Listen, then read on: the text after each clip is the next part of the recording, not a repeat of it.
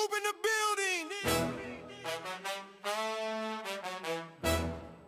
Mr. Durant on the track. Hey, Riggs. What? Let's get him. You already know what it is. Am I still them boys? Salute the real, let's go. We don't salute the fake, we salute the ones who stay through the pressure and the pain. Never let the cold fade. When the streets were watching close and the wolves was at the gate. Real ones held their ground, never switched up, never played. No cap, no performance, what you see is what you get. Put in work before the cameras, before a single check. You say you solid, prove it, cause we watching every move. Step up or step aside, we separating fact from truth. Bullshit won't fly here, put that hammer on them, Coop. Put that hammer on them, Coop. Mr. Do-Right, let's go. You can't fake what's in your blood. Can't manufacture where you're from. When the smoke clears and the noise is gone, only the real ones still stand strong. Salute is the real. Salute, we recognize the ones who never fold. Salute is the real. Salute, the ones who kept their word and kept it gold. No front, no game, no pretend. Ride for your people, to the end. Salute is the real. Am I still them boys? Yeah. See, these streets got a way of sorting out who's solid. Every test, every trial separates the real from counterfeit. They claiming they authentic, but the proof ain't in the words. Actions over statements, let the record be heard. You hear them talking loud, but when it counts, they disappear.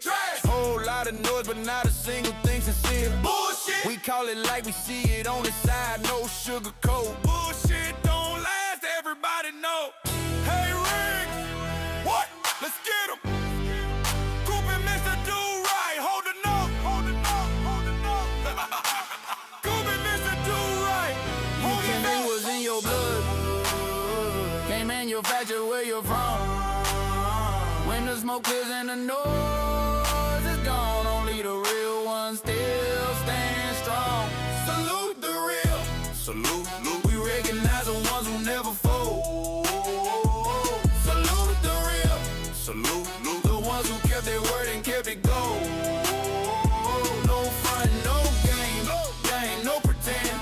Ride for your people to the end. Salute the real.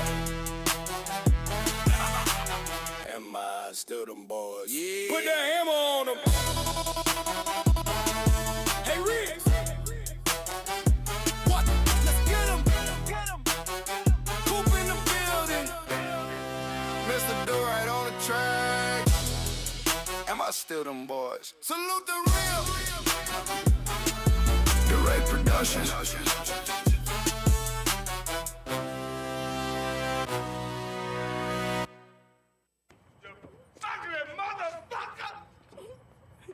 You know goddamn well, people, you wrong, man. All the puss I done hooked your ass up with. You better wear your bulletproof vest all day. Oh, motherfucker, day. You too, you fat motherfucker. Good morning, my neighbors. Hey, fuck you. Yes. Fuck you too. Pull up something, guys, and join us. Welcome to another episode of Salute the Real. I am your host, Brandon Cooper, and with me here is my hard-working, legendary friend, guys. He's still out here doing his thing. 9 to 5, 10 to 6, still holding down the family, still doing everything he got to do to make the community better. Legendary Do-Right. Do-Right, how you doing, my brother? I'm doing good. I am doing really good. Yeah? The heat ain't killed you yet? Texas heat is finally here. My goodness. We had been a little spoiled this summer, guys. Yes, for real. For the beginning of the summer, we had been a little spoiled. We had not really felt that powerful 90s that we're used to in Texas. And I ain't gonna lie to you, I got a tad bit spoiled during the track season, being out here at practice in 80-some degree weather. Mm-hmm. And then that damn 90s hit. Somebody turned up the heat. The good Lord came back around to Texas. He had forgot about us for a hot second. And we was okay with that. And then that Texas heat came out. And I'm going to be honest with you guys, I can't wait for track season to be over right now because it is taxing, to say the least, to be out there in that heat practicing. And I feel that way as the coach, as one of the coaches, the head coach, with my assistant coaches and all that. So I know how my kids feel. Because the moment they get out there, we running. I mean, they can't get out the car and drop their bags good and they on the line running. Shit, we run. We get it in. But we are getting ready, guys, for Junior Olympics. We leave out of here. I got a kid leaving earlier this week. I think he leaves on Wednesday for the multis. But Dax Cunningham, we wish him all the luck. He's going to participate in the multis down in Des Moines, Iowa at Drake University. Toward late end of this week, so he'll leave out on Wednesday for that. And the rest of us will be pulling out. Me and Candace will be flying out Sunday. We'll pick out the pack. We'll go straight to the stadium, pick up the packet, and we start competing that Monday for all the rest of the events. So we will be in Des Moines, Iowa, guys, all next week. Pray for us. Pray for safe travels for our team and all the teams and unattached kids that will be traveling to Des Moines, Iowa. It is one of the biggest, largest youth events in the nation, probably in the world, being honest with you. It's not just track, guys. It's multiple sports that come to wherever Junior Olympics is. I mean, everything from track to taekwondo to cup stacking to jump rope. I mean, it's everything. Dance, cheer. I mean, it's all kinds of stuff. All kind of events and different sports and activities that youth participate in. Football. So they got all kind of sports. So we will be down there, guys. Youth track is definitely one of the largest ones, and we will be down there competing to try to see if we can, first of all, just do our best. That's one thing. And in doing your best, see if one of our kids can possibly make it on that podium. So top 8 gets on the podium and are considered an All-American for that season. So we want to go down there and try to do our best. Our kids are ready. Right now we're just maintaining and cleaning up a few little things here and there. We got 3 more practices this week, and it's over.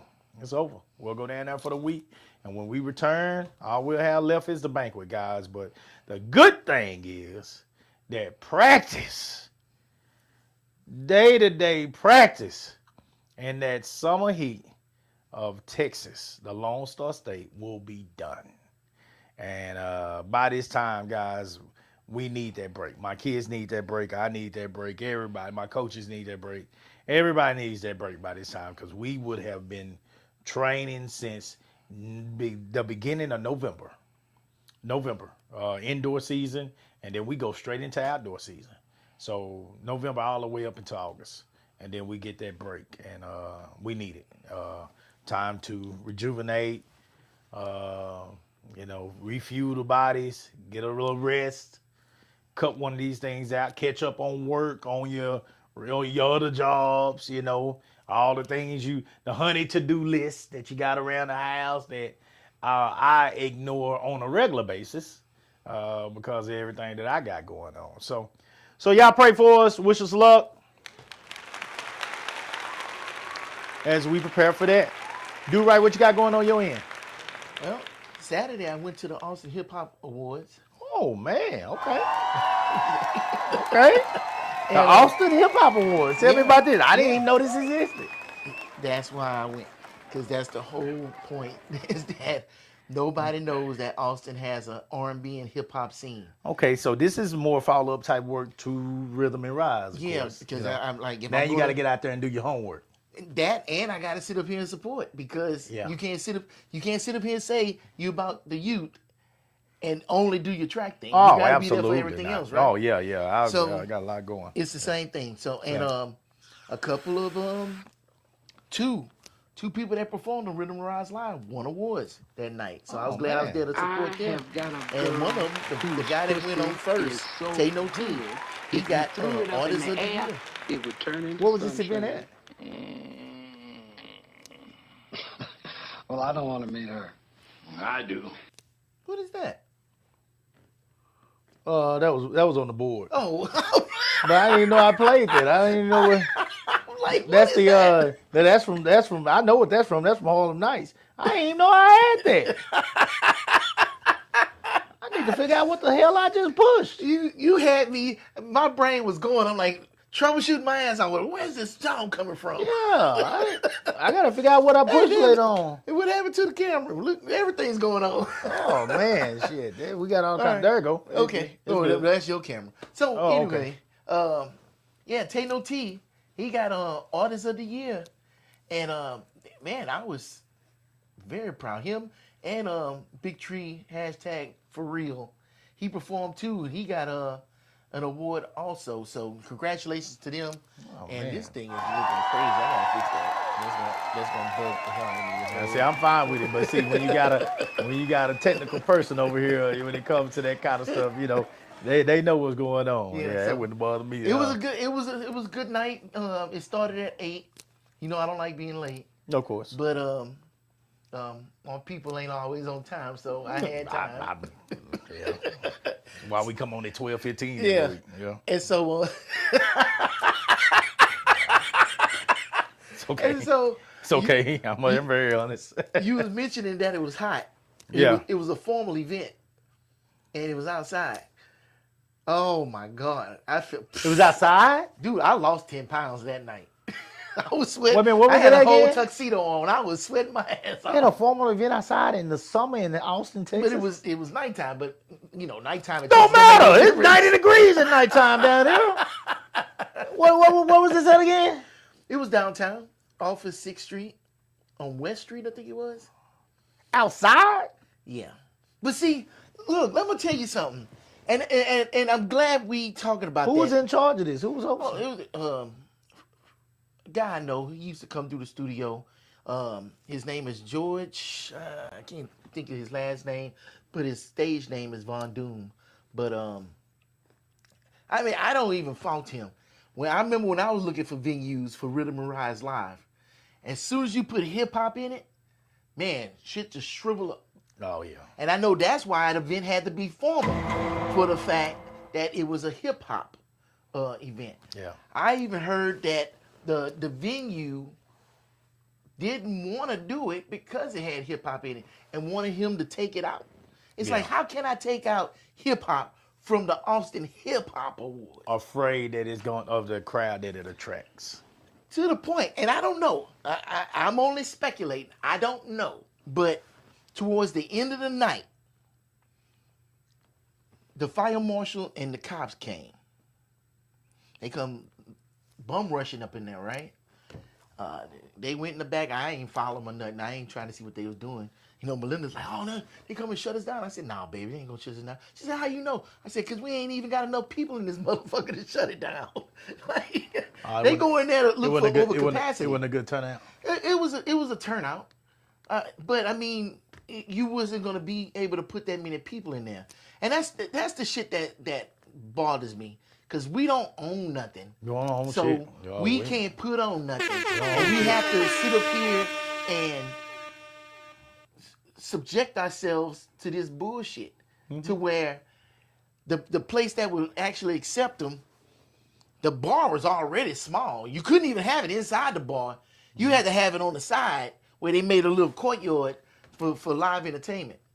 You know that stage I had in my living room? Right. Was twice as big as the stage that they had back Oh there. my God. You know, and I ain't throwing no shade on the Austin Hip Hop Awards. They did a great job with what they had. Right. I think it's bullshit that if you connect to hip hop, this is what you get. Now, if you go to Houston, I guarantee you the Houston Hip Hop Awards, huge. They in an arena somewhere doing their shit. Right. Dallas, probably the same thing. But Austin, man. Well, it takes a push for it though.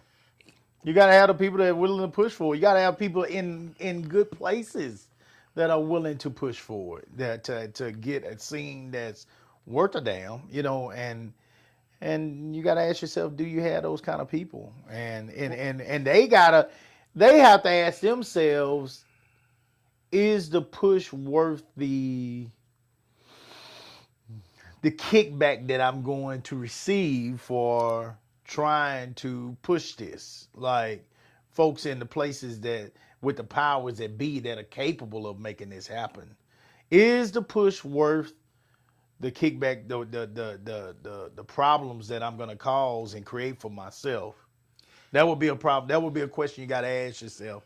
Now, to a person that loves hip hop, the answer to that would probably be yes. Yeah. If it was a person that just enjoys hip hop, am I going to put my credibility on the line for an event that I really don't want to do because it probably is going to reach out to people that wear tennis shoes to events? Yeah. They ain't gonna do it. They ain't gonna do it. They're not gonna do it. And they're gonna do it. They're not gonna risk their livelihood and what they've created to do that. And that's unfortunate, but it's the truth. I mean, I don't know if you look at it that way or not, but that's kind of the way I see it. Well, I think it starts from the roots and the people who say they love hip hop. Okay. Because if you love hip hop, then why not support it? There's nobody going to these shows. Explain hip hop though. What is hip hop? No. I guess. Well, yeah. What is hip hop today? And when we say do we love hip hop, are we talking about 80s, 90s, 2000s? Or are we talking about 2020 and up? Because if you talking about 2020 and up, my answer would be fuck no. I wouldn't risk one check for the shit that's out now. I just wouldn't. I mean, I'm being honest. Is there a decent song here and there that comes out?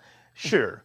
But is there something that comes out that we can, is there a plethora of stuff coming out that we can jam to and listen to now that you would consider hip hop? Hell no. Hip hop is historical to me. It's something that's part of our culture, our history, and that part is what I think about when I think about hip hop.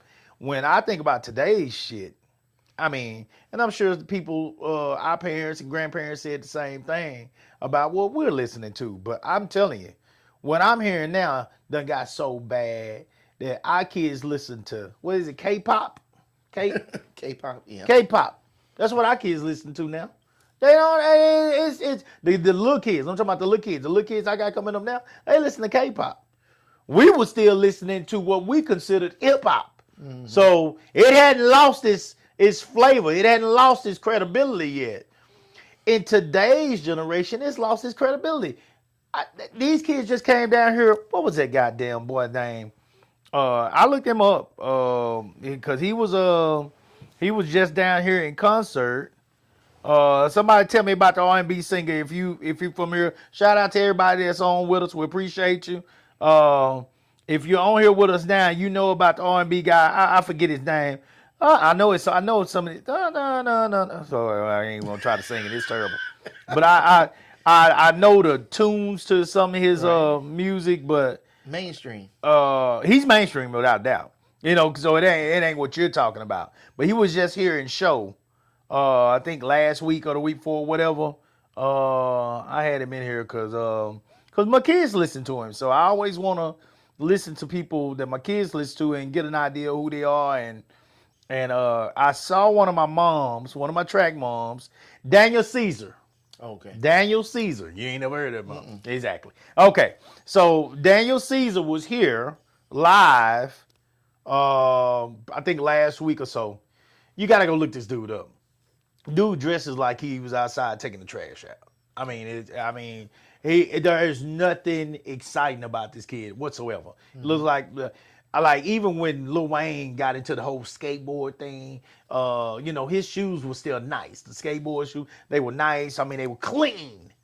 He looks like a thrift shopper. Okay. And what I'm noticing, my daughter loves thrifting, sells thrifting. As a matter of fact, that's why some of this stuff was loose when you came up here, because she been in here selling her clothes. She thrifts. She works at a thrift shop. Daughter going to school. Shout out to her. Going to school, she works at a thrift shop, and it's with Pets Alive, Austin Pets Alive. So all the money proceeds goes back to animal shelters and stuff like that in Austin. My daughter loves pets. She's switching up to a veterinarian now, So for now, ain't no telling. She might want to go try to be a damn shit. Ain't no telling about her. You never know. But anyway, she works at a thrift shop, and that's what Daniel Caesar. If you go look him up and look at his music, look at his videos, he looks like he's been thrifting the whole time. Like, now the good thing about this is, I actually looked at it two ways. The good thing about it was, when you look at a cat like him now, they don't have to bling bling no more. They don't have to.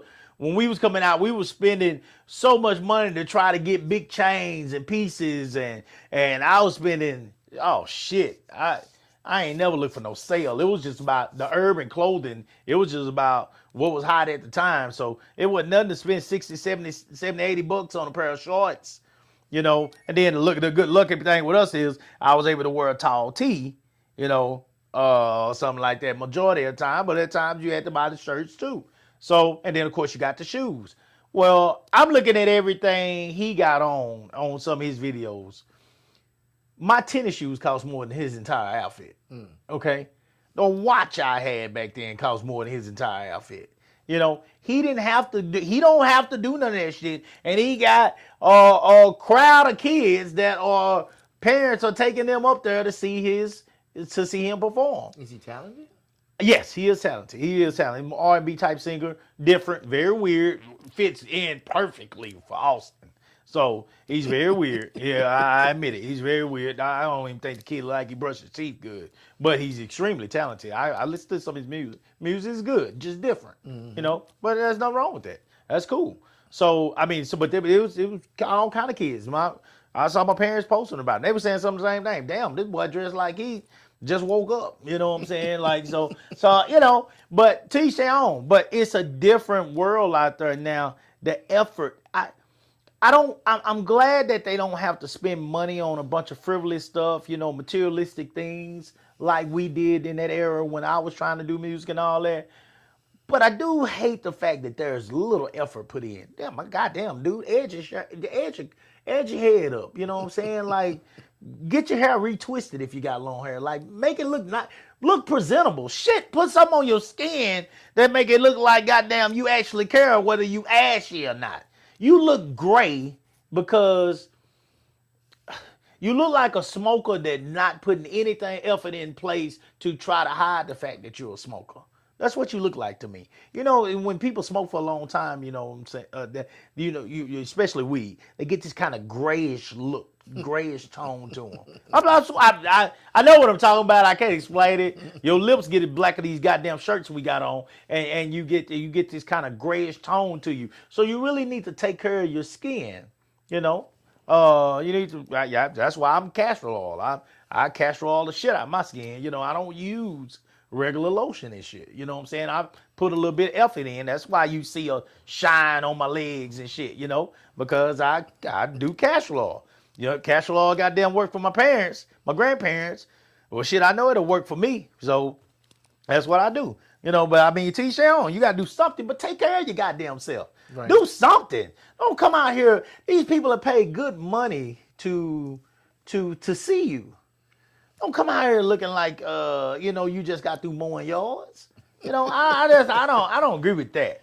And I know you don't either, do right? Because when I came to your house, Rhythm and the Rise, you was shining like goddamn boy your head. I don't know what Melinda rubbed on your head for you, but boy, that slick head was shining. You had your nice shirt on. You attempted to look the part. Yeah. You looked like money. If you was broke as fuck in the moment, nobody knew because you looked like money. Yeah. And we've learned from the beginning, fake it till you make it. Yeah. Look like somebody. I don't know. I don't want the people that our kids look up to to just walk out the house looking any kind of way and feel like that's the message you send to our kids. Like, I don't like the slouchy look.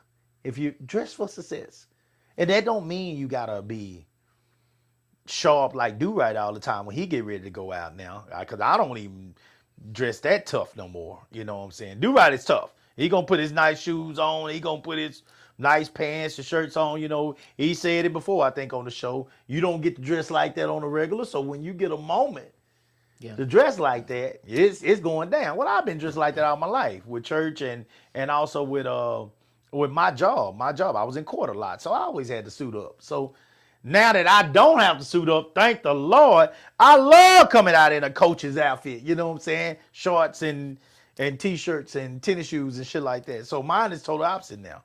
So I don't know. That was just one of the things that I noticed, you know, in following up and doing a little research on him, you know, and then also the music. I mean, I'll let you go on what you think on the music of today's world. But I think that commercial stuff is definitely commercial.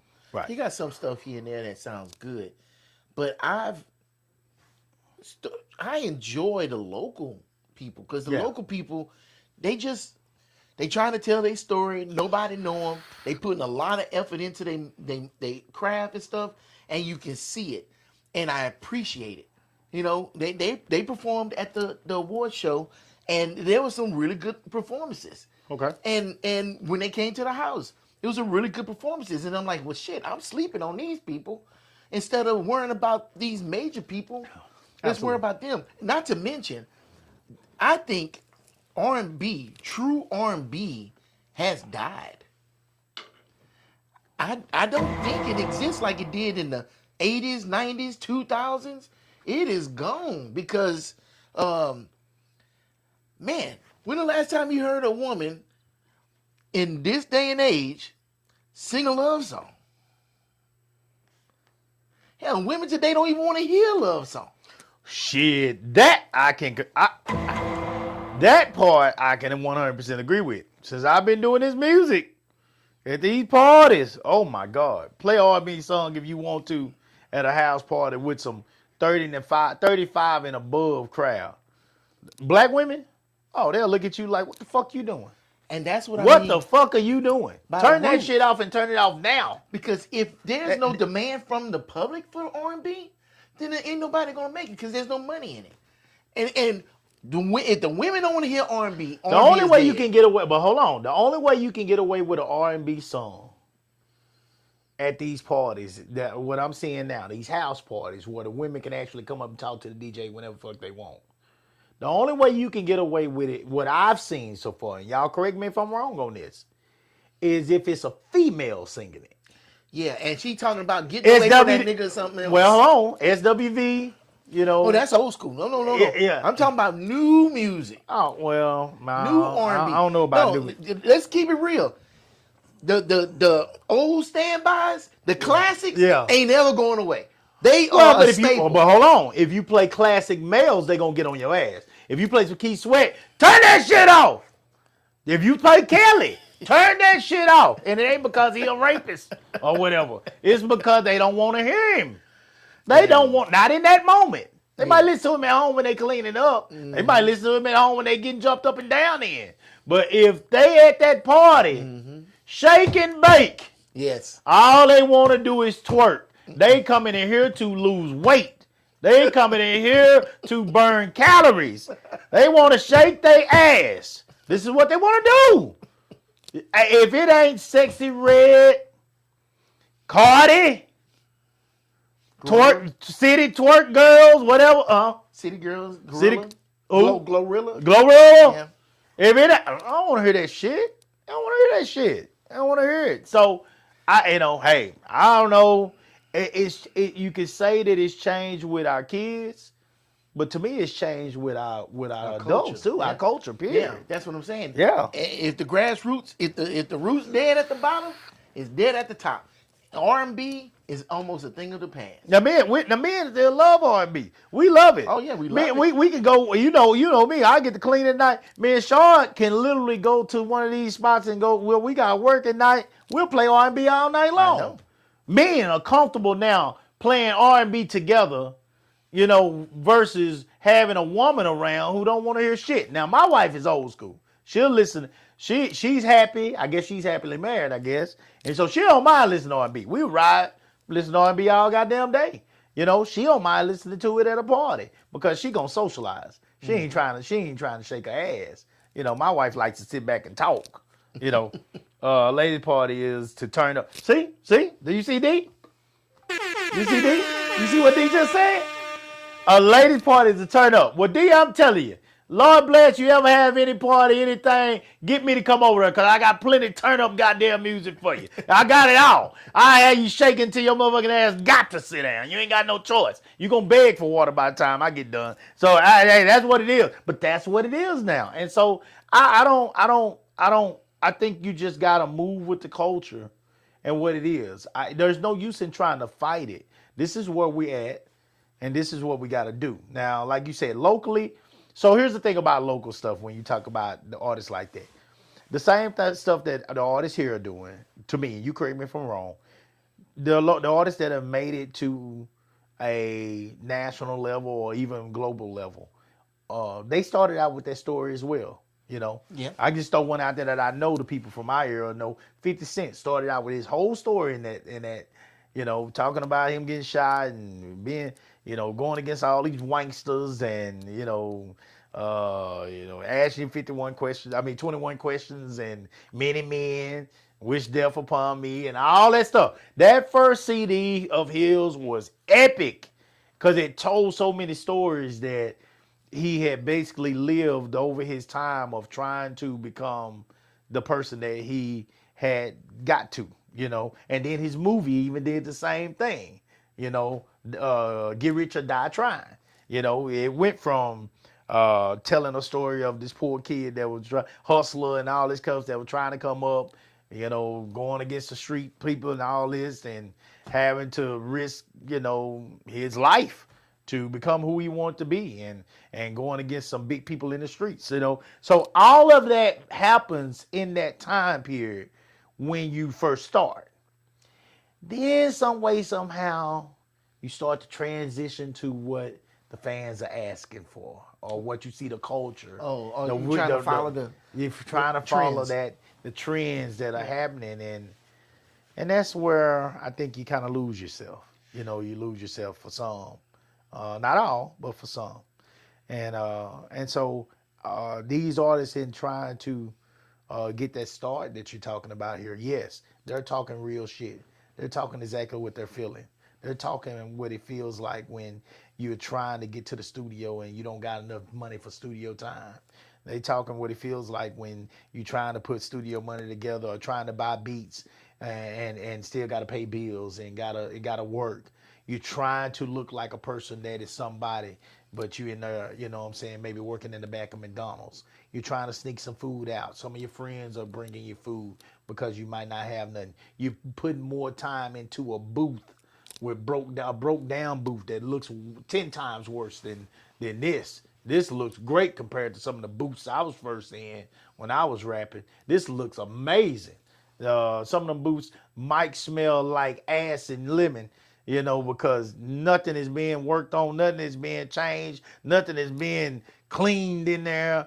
I mean, niggas done been in there so long, they probably pissed down their leg and didn't even realize it, you know, trying to put so much time and effort into the studios. I felt like at times we was in the studio all the time, you know. And how many mixtapes have you worked on prior to getting to this point, you know, where you finally got this opportunity? We did 1 billion mixtapes, it felt like. I'm on 1 billion mixtapes out there, I promise you. Yeah, you know how we gonna see my name because I wasn't the highlight of our group. But I promise you, if you go down that mixtape, you're going to hear me on there 100 times. You know, I'm on so many mixtapes out there, so many mix CDs. They all on, shit, majority of them on YouTube, you know. So it's so much work that went into this person finally getting to that level, and they've told so many stories, and they can go back and retell those stories on the real track, the real album. That once they get an album, but it's getting to that point, and it's getting to that point without giving up. It's so hard to get to that point, especially if you don't have the support financially, mentally. If you got a girlfriend or a boyfriend that is more focused on paying the bills, instead of you chasing your dream, you're gonna constantly hear from them, about, hey man, you spending 8 hours over there. You need to be spending 8 hours somewhere clocking a check. You need to be on the clock. We got goddamn shit to take care of over here. Don't have a child. Oh my God. All this is dream killers, but it's life. It's reality. And a lot of people are willing to starve for that life, that reality, because they want it so bad. But if they don't have people like a Do Right that are in their corner, to support them, it's gonna end. It's gonna end. You got to have a little luck along the way. It all can't be just hard work. Somebody got to hear you. That's the biggest thing. Yeah. Somebody got to hear you. Somebody's got to invest in you. Somebody's got to believe in you to give you a chance. You hear all the greats talk about it. I hear Steve Harvey tell his story all the time.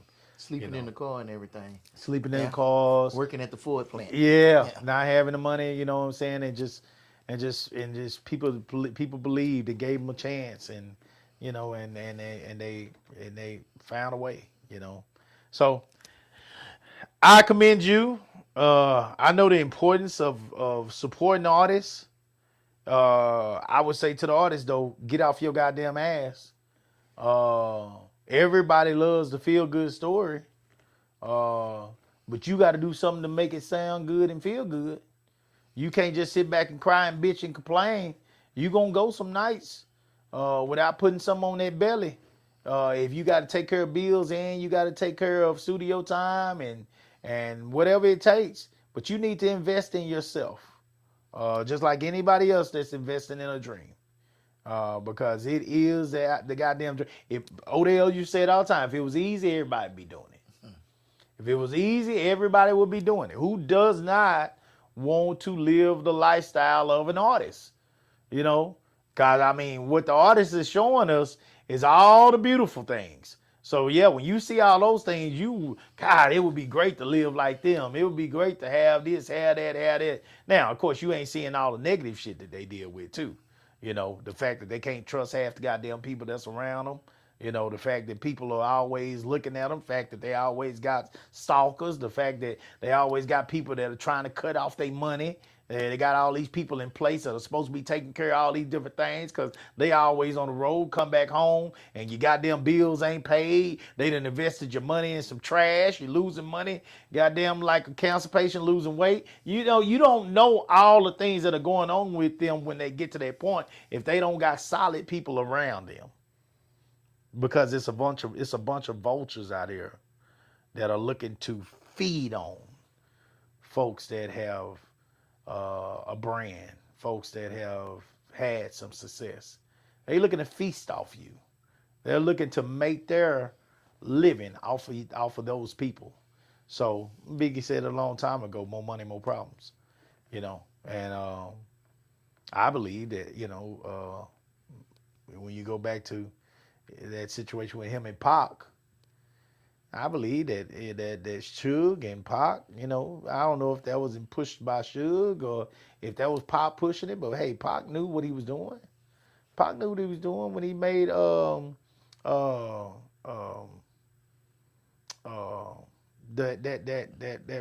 what you call a song about Biggie, That's why I fucked your wife, you get money. Yeah, he went off on that song, man.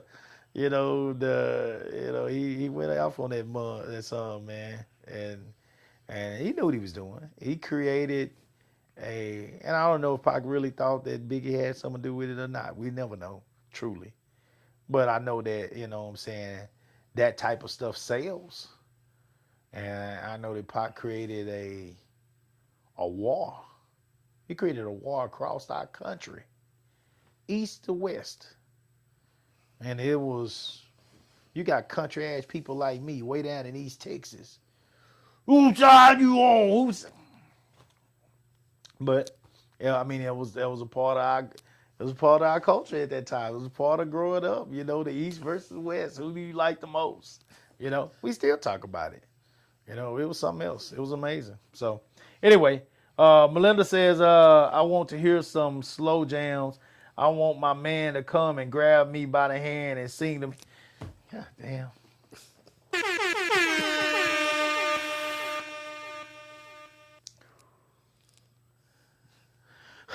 Okay, so let me say something real quick since Melinda said that. Let me say, and I mean this shit. Let me say something real quick since Melinda said that. This is why I tell Do Right. This is why I even envy Do Right a little bit, because I'm married to a man.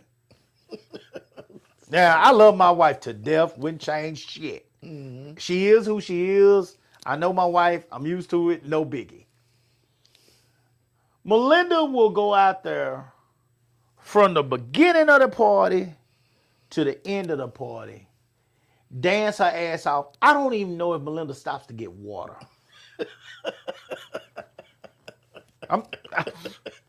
I've been to multiple parties. I've played music at multiple parties with Melinda in attendance.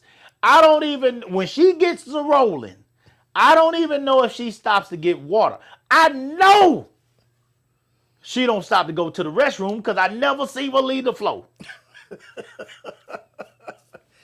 Yet, hold on, there's a but to this, but she's still tender, soft enough, kind enough, and willing to open herself up and be vulnerable enough to express the fact that she wants her man to touch her, she wants her man to hug her, she wants to express her love to him, and vice versa. Publicly. Goddamn. If you our age and you don't understand how rare and much of a gift Do Right got in that, I don't give a damn if she looked like Igor. How much of a, because it ain't about that when you get to this age. Man, look, man, for all y'all that are caught up on goddamn, man, I got a dime. Bitch, fuck you and your dime. Serious. At 40 plus, if that's what you still caught up on, you're an idiot. Mm-hmm. You're an absolute idiot. And she gonna take you for fucking everything you got. You're a fucking fool. Because there are too many people out here that are willing to do a whole bunch of unnecessary shit for that motherfucking dime that you got. And you got, it's just like, what was that, 5 Heartbeats? Every night I got to fight for my love. You know, who the fuck wants that shit? Who wants that? Now, when you get to this age, if you've been fortunate enough to be around some of them, be with that kind on a consistent basis, or even once, shit, it don't take no consistent basis. If you got some common sense, it don't take no time to figure this shit out. If you have been with one of them, and you realize that, you know, goddamn, I was with this 6 that was a good person. Every once in a while, she rubbed my feet like I rub hers. Every once in a while, she cooked for me like I cook for her. Every once in a while, I wake up to coffee sitting on the nightstand just like I'll, you know, bring coffee to her. Bill Cosby, Claire told Elvin one time on the Cosby Show. Claire told him, say, if you don't get rid of this macho attitude, you ain't gonna never have nobody bring you anything, anywhere, anytime, ever. I remember when she said that shit. Because he was like, you serve him. No, motherfucker, I don't serve him. I'm going to make him a cup of coffee just like he made me one this morning. And that's what life is about, 50-50. Who the fuck got a dime out here? She might be a dime in here. She might be a dime in here. But who the fuck got a dime out here walking around here in her 20s, early 30s? Because if you still calling yourself a dime in your 40s physically, You must be a workout queen, because it's too many 20-year-olds that have this shit naturally out here for you to be looking at yourself still as a dime. Now, if that's what you feel, you must be adding some things in. What you bring to the table financially. Do you cook like you goddamn should be running a restaurant, Melinda? Goddamn. Do right found absolute gold. Absolute gold. And that's where you should be at, in my opinion, at this age, if you're still looking. Now, if you like me, I already got my wife. Been with her now, this year, 16 years. I already got my wife. Okay. Do my wife love to cook? Hell no. Can she cook? Absolutely. Do my wife love to clean? Nigga, please.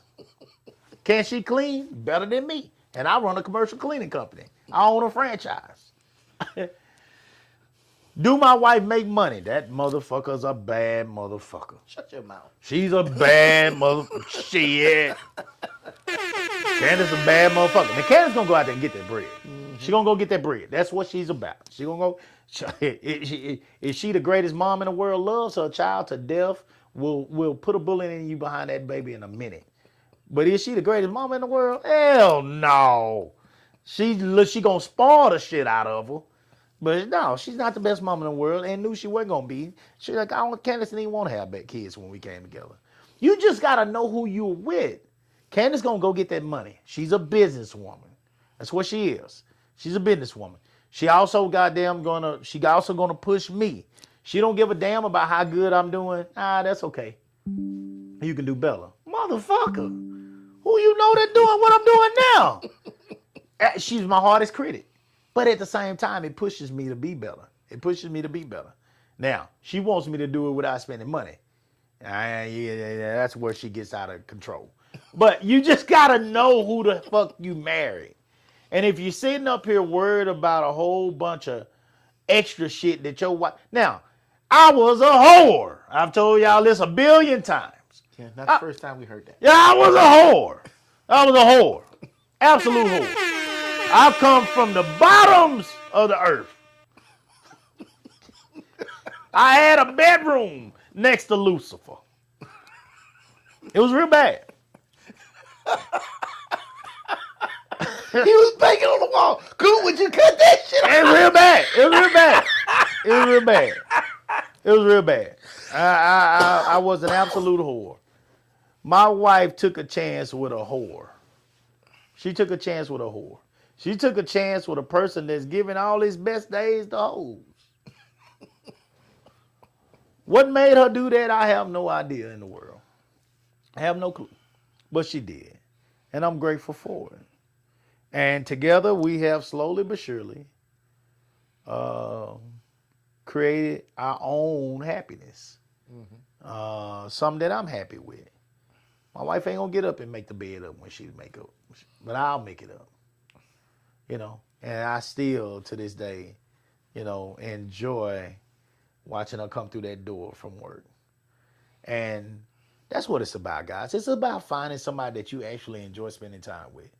It's about every time that you have something unique and something special happen to you, that this is the first person you want to call and tell. Mm-hmm. This is about you get that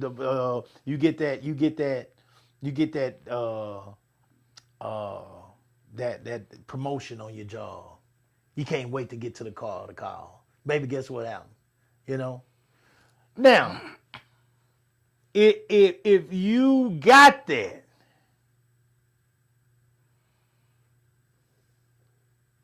it's something that you got to appreciate and value on a level that the average person can't fathom. They can't understand it. If they have not been there, they can't understand it. They won't understand it. This is why you can't listen to a bunch of people that are out here telling you what you should do in your relationship. Fuck them. Your relationship in its own unique way is different from everybody else's. So they can't tell you what your wife should be doing. They can't tell you, your wife, what your husband should be doing. Fuck them. Fuck them. Fuck them. And I mean it. Fuck them. With a penis that has lumps on it. Fuck them, man. I'm serious, man. Do not listen to these people. If you got somebody good, love it. I just had to say that real quick, Melinda. I know Melinda is, hold on. I know I went off on a tangent with that, but that means something, guys. That's part of where our culture is too. We got women that are so much unlike Melinda that they can't show a vulnerable side to even appreciate R&B music that was that's similar to that of the past no more. You're not gonna have Sade too much no more. You're not gonna have people like her anymore. You know, you got some out there, but it's such a unique audience now. It's such a much smaller audience. You know, Sade wasn't my favorite artist, but I mean, I love a Sade. I love a Music Soul Child. I love listening to a Floetry. I love listening to India Arie. That's snap. I call it snap music. You know, I call it snap music. I'm not really a snap person at all, but there are a time and place for all it, and I love it. I love that brown skin, man. Up against my brown skin. Nigga, chest to chest. Look, let's make magic in here. Let's make magic in here. Fluids flowing. Sweat pouring. Chest to chest. Brown skin against my brown skin. Let's make love. Boy, it's a beautiful thing, man. I don't want to make love to goddamn shit Snoop Dogg. Every once in a while, it's a place for that. Boy, ain't nothing wrong with some candles and a little snap music every once in a while. That's a beautiful thing. It's a beautiful thing, man. God damn. But now tell the truth.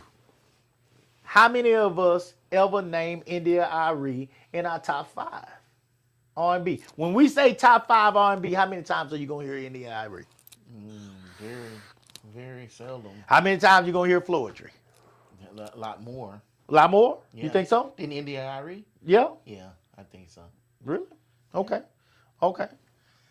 I'm sure India Arie is on some people's list, but Jill Scott? How many times you gonna hear her? Yeah, a lot more, way more. With Erykah Badu, as you start moving up. When you say these names though, if people say top 5. Mm-hmm.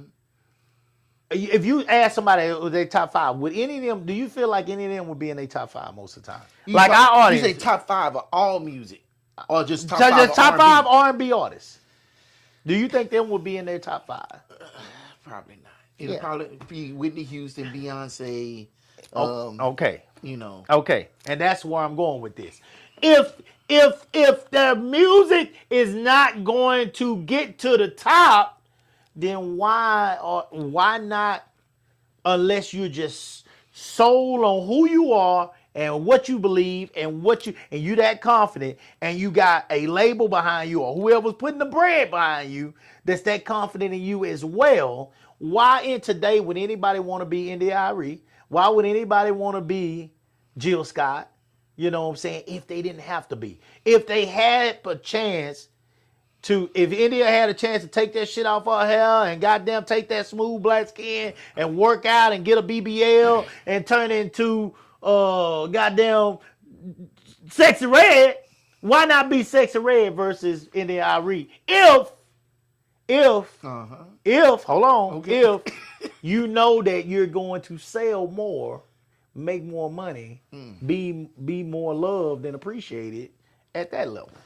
I think that's on the artists of what their goal is. If their goal is to sell records and make money, then yeah, look like everybody else, do what everybody else is doing, sound like everybody else. No, that November election taught me on the black side and the white side that a lot of this world now, a lot of this country especially, is about money.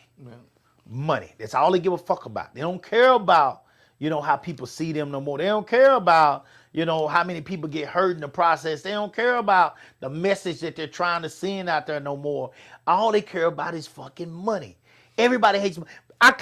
You know what? That's why I give so much money out to people. Because I can't stand the idea of people. I never want people to think I'm all about money. That's why I've been donating money left and right. I done donated to about 10 damn things since I gave you since I helped you with Rhythm and Rise.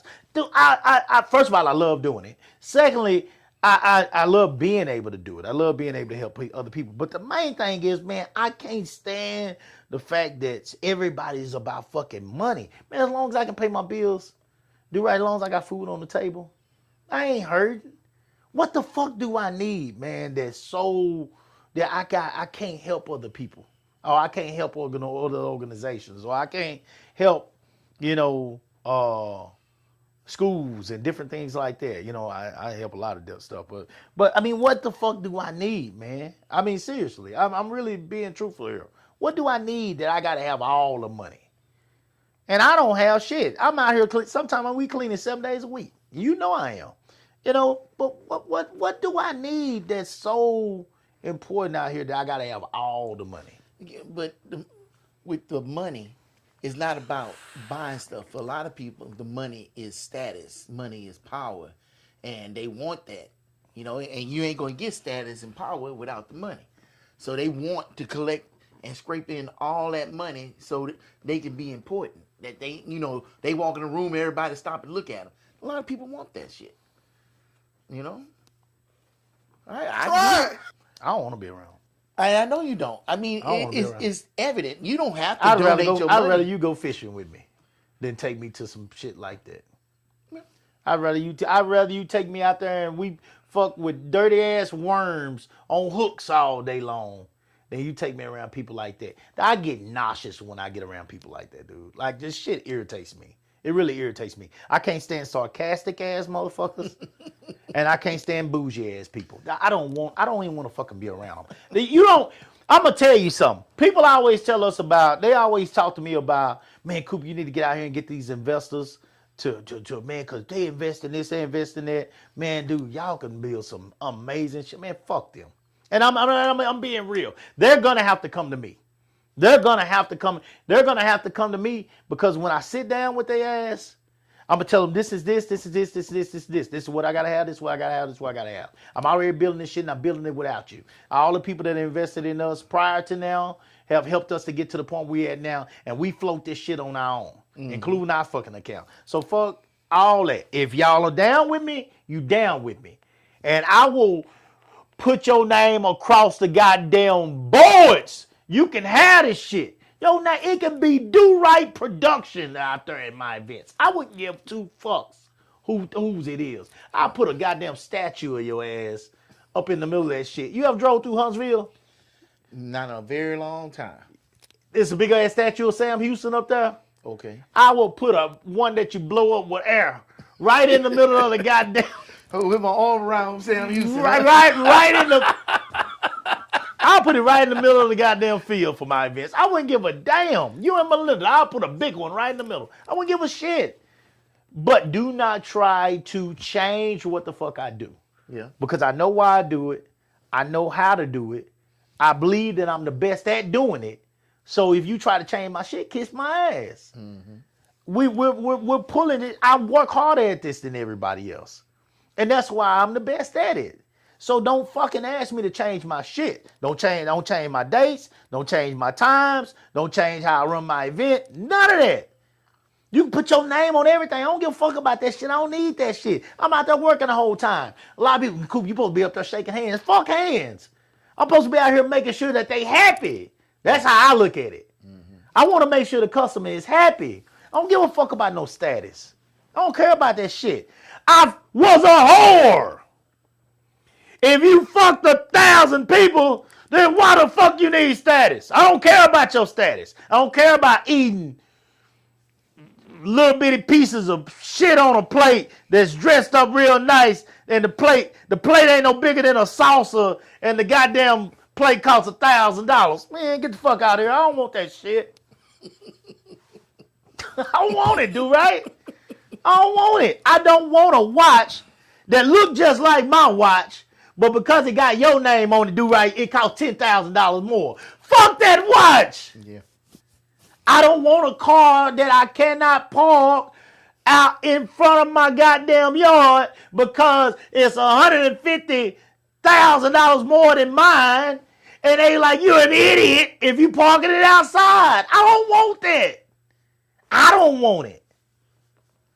If mine was anything, it'll be a slab with some goddamn paint on it. Oh shit, I gotta find somewhere to park this thing, do right? You got any room over there? I'll pay you for a spot, right? Until I can get this damn garage cleared out. That's me though. I'm a hood ass, country ass nigga. You know, I don't want that. So I don't want to really be around people like that. I don't want to be around people like that. I don't want to be around women like that.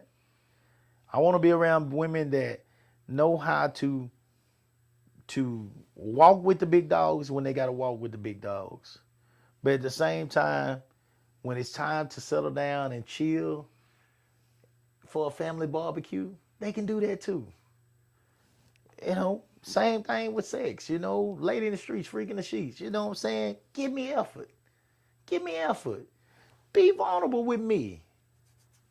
Fuck. I go to sleep with your nasty ass. I listen to you in there pass gas just like me on that toilet. I watch you dig in your nose. I watch you clean your face. I see you when your face is empty. There's no makeup on there. I see the crevices. I see the dents in your ass when you walk into the restroom.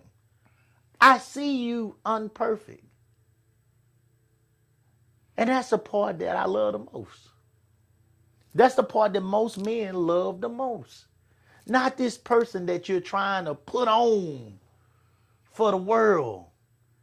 I love the person that you are when you're in that moo-moo. Just raise that motherfucker up and give me some of it.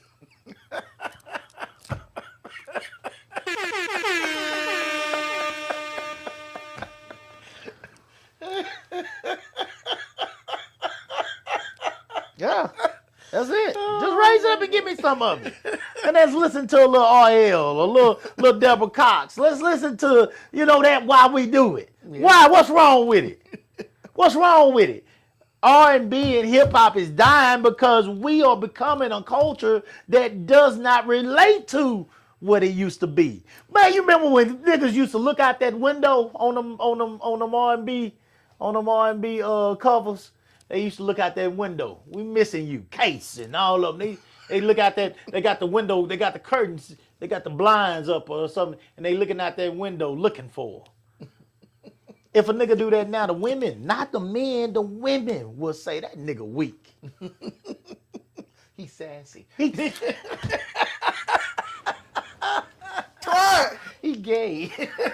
They'll call him gay. They'll call him gay. They'll call him gay. If a man look out that window, tell the truth.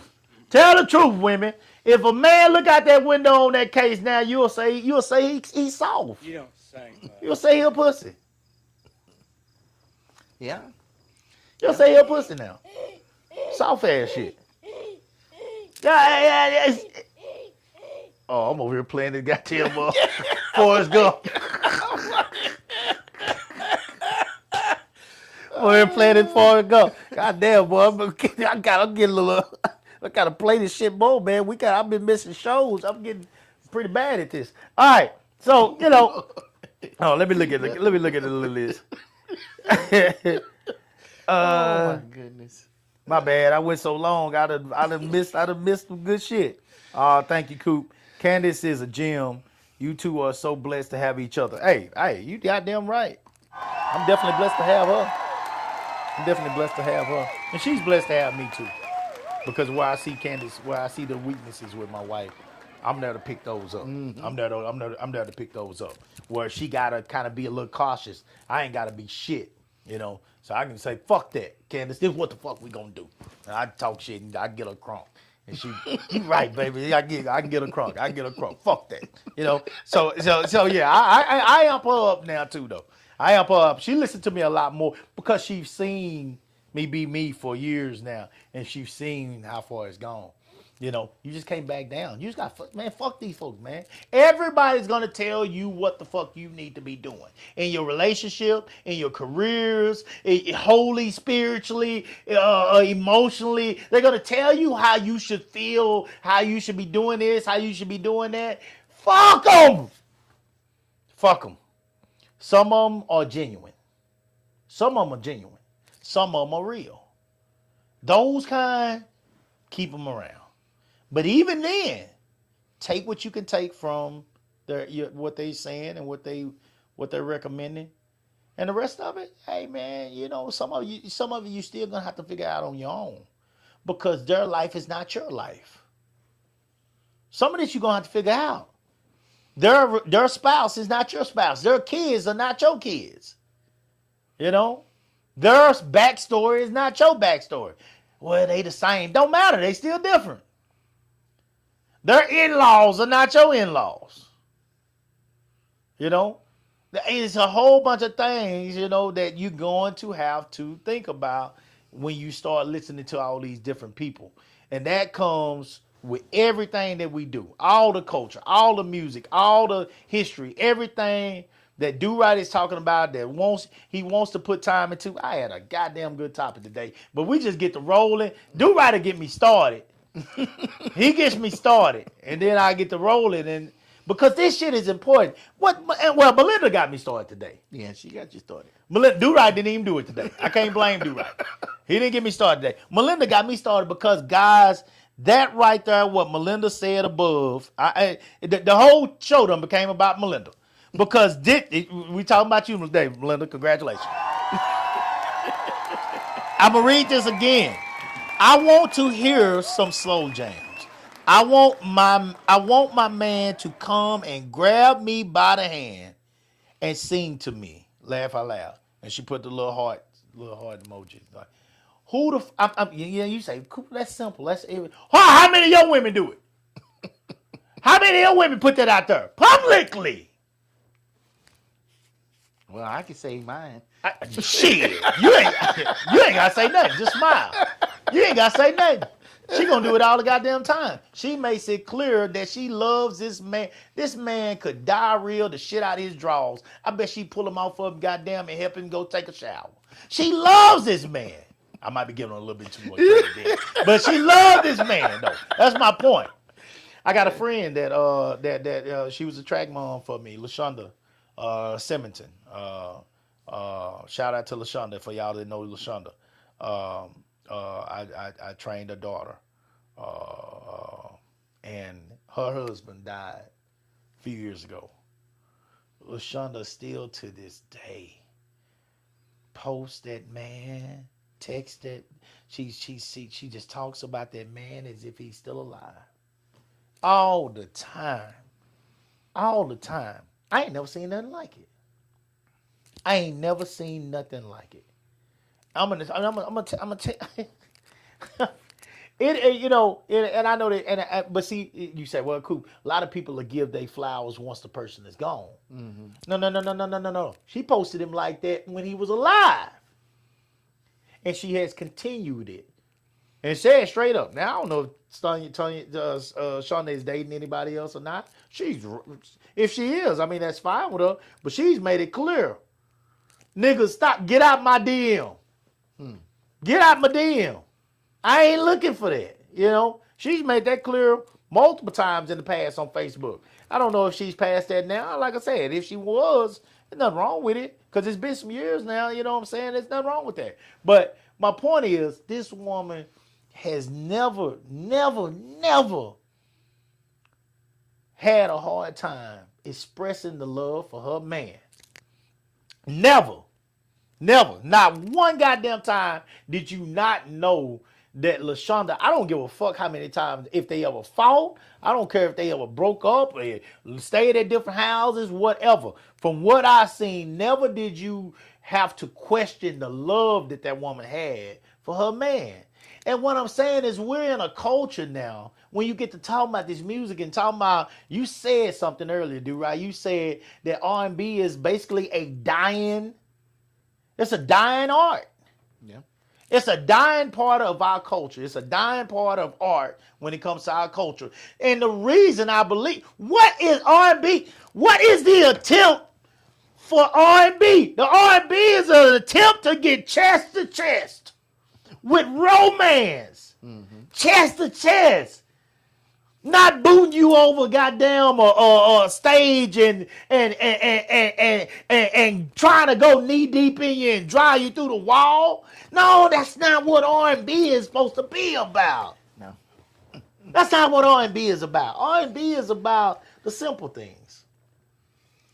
You know, it's about everybody putting their swords down for a moment. Everybody putting those walls down. That goddamn wall you done built up since you was fucking 17 years old. Everybody, put that goddamn wall, tear that motherfucker down. Tear it down. Somebody get on a caterpillar and drive clean over it. Tear that goddamn wall down. Get your ass some therapy. Get some therapy so you learn to tear these walls down that are keeping you away from love. You angry motherfuckers. God damn. Now, I'm going to tell you something. Now, Melinda pushed the button with me today. Because the shit don't make sense to me. It don't make sense to me.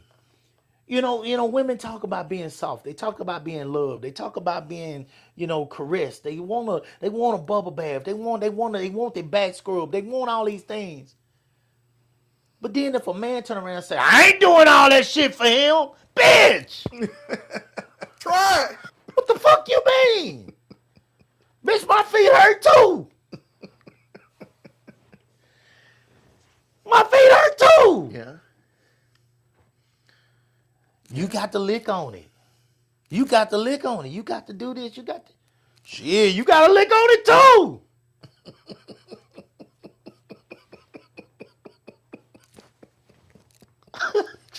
Motherfucker. My shoulders hurt. Nigga, mine do too. My back need a rub. Mine do too. Everything that you want, if you would just turn around and be vulnerable enough to do the same thing to your man, you probably gonna get it a lot more. Am I wrong? No, you're not wrong. If you got, okay. Let me slow down. I'm talking about for those that feel like they got a good person. If they feel like they got a good person, they ain't even got to deal with that or think about it. Because that good person is going to do it regardless if they getting it or not. Well, why can't you be a good person and do it too? Who? Now, if you with somebody that's always giving and you ain't giving nothing, you ain't going to be with that good person. That's a goddamn problem. That's what I'm talking about. But that, to me, that all comes back when you talk about why we getting away from R&B is dying.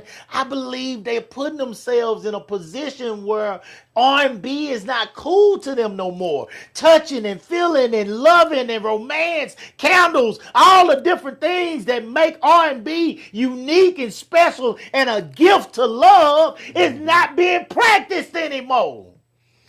You can't be a home run hitter if you never take swings. Yeah. You cannot be the best with a glove if you never go out and do fielding. You can't be a best three-point shooter if you never shoot past the goddamn backboard under the goal, the post area. What I'm saying is to be the best and appreciate R&B, appreciate what R&B, the gifts that R&B can give you. R&B music, Silk, nigga. I could, oh shit. Hold on a minute. Goddamn. It's been a while since I had a drink on this show. I gotta have a drink today. Y'all got me started. Wait a minute. Hold on. Goddamn. Took my cup out of here. Well, no, I ain't gonna do that. I ain't gonna drink out. Oh no, there go a cup. God damn.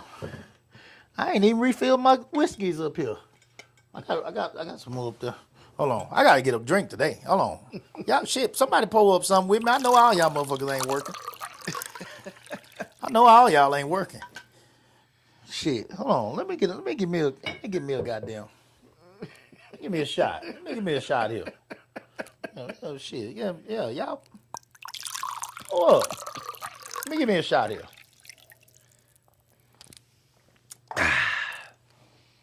Okay. If you never practice, if you never show vulnerability, if you never go touch your man, you just to me, this is my opinion. Dude, I ain't got shit to do with this. You see, he kind of quiet right now because he got it made. He got it made. His woman understands all this shit. And don't get me wrong, my woman gets it. Now, my woman ain't gonna be as loose, as willing to talk about it as Melinda is, but she gets it. Trust me, she gets it. She gets it. She know I better take this goddamn business hat off when I get home because my husband, he has expectations. So, and it might not be long, but she gets it. And it can be something as simple as taking some of that old castor oil and rubbing my back. You know, it could be something simple as that. It could be, I ain't talking about jumping all up and down all the time. I can't jump up and down like I used to no more, dude, right? I can't do that shit no more. I don't want to. I want to go to bed. I don't want to jump up and down like that no more. I ain't got shit to prove no more, nigga. That shit, I've been gay. Boy, Lord have mercy. Look, dude, R&B. I love music. Mm-hmm. This is what this about today, because this is serious. This is serious, guys. I'm not joking here. I'm really passionate about this. I love music, and that's why Lord bless, I get back from this Junior Olympics. I'm about to get with Do-Right. We about to really get busy getting this equipment. I'm ready to go all in full fledged with this DJing, guys. And my DJing is gonna be for more of a, I would say 30 and up crowd, but really 35 to 40 and up crowd. Because I don't want to, I'm gonna be playing some of the new stuff out, and I'm gonna always have some twerk shit. Don't get me wrong. I love to see women have a good time dancing and twerking and shit. I love that. And I know, as a coxman, a former coxman, I know that if a goddamn woman is out there and she's having a good time, the men will come. Yeah. I know that. Yeah. I know that. That ain't never failed. Get the women out there, get them having a good time, sweating, throwing that goddamn split all over the place, and I promise you men will follow. That is never, the ages of time, they will never get old. That will always be, you know, a remedy when it comes to partying. Focus on the women, what they want. I get that. But here's where women, I get it. Party time, if you don't want to hear that, cool. I get it. But every once in a while, it's okay. Man, I remember some days, Do-Right, man. Man, when R. Kelly came out with that, I remember when he came out with Slow Wine. And I remember, man, back in the day, I remember me and my boy Bubba Love were throwing some parties, man. And we were throwing parties in Crockett at one time. And nigga, that goddamn R. Kelly came out with that Slow Wine with me. Nigga, shout out to DJ, goddamn, the DJ in Crockett, man, that passed away. Now I'll be ashamed of myself. We used to rent the club out from him. But anyway, shout out to him. I'll be ashamed of myself. I forgot the goddamn, why my mind getting bad? But but boy, we used to rent the club out and we host some parties. We bring that drink in there, and man, I ain't gonna lie to you, you know what I'm saying? Someone be in there smoking their weed and all that. But I remember the lights coming down. You know, they had the lights just like you had at Rhythm and Rise, and the lights coming down, man. And boy, they would be in there, and you could see that smoke coming through them lights. All smoke everywhere, you know. Shit, they smoking everything from Marlboros to goddamn wet up in that bitch. So it was going down. But boy, them girls in the middle of that goddamn floor rolling them bodies. They rolling and rolling and rolling. And they rolling so much that if you don't watch yourself, if you done stood behind them more than 10 seconds, something probably done oozed up out of you. That's how much they were roll. And how hard do you think it was? That was a time. There was a time when you left that club, salty as fuck. Yeah. Shit. There was a time when you left that club salty as shit and didn't give two fucks. Nobody gave a damn. Nobody gave a damn. Some of them couldn't make it to their car good. They was on the back of that damn the trunk. Yeah. They was on the back of the trunk still rolling. As if they had the R. Kelly on repeat. Man, there was some fucking going on. Man, there was some, but it wasn't just fucking. Man, some of these niggas outside making love to these girls. In the parking lot. They making love to, they looking them dead in their eyes. They looking them in their eyes. Boy, it was some shit going on, man. Now, if you want to, man, you gotta sometime. Everybody want to just twerk, but don't you? But women, when I'm telling you something. Any woman can put her ass in the air and twerk it. Now, some don't have the gift to do it like others, but any of them can do that. But boy, when you can make that body snake, just roll to that R&B. Just roll to that R&B. Boy, that nigga over there goddamn mouth watering. Mouth watering. I'm trying to give you game right now. Well, y'all better hear me. I'm trying to give you game right now. When that top half is going back and that back half is coming in, and then by the time you get to the bottom, that back half is going out, and that top half is leaning forward when it roll back and forth like a wave. That nigga, he's closing his eyes and he's picturing you doing that same thing while you on top of him. Man, that's love, man. That's love. He'll find love. And I'm going to tell you what, if you don't want love, guess what else he'll find? A few dollars to put on your bills. That nigga find some money for that. He'll pay for it. This is real shit. I'm not fucking telling you what I think.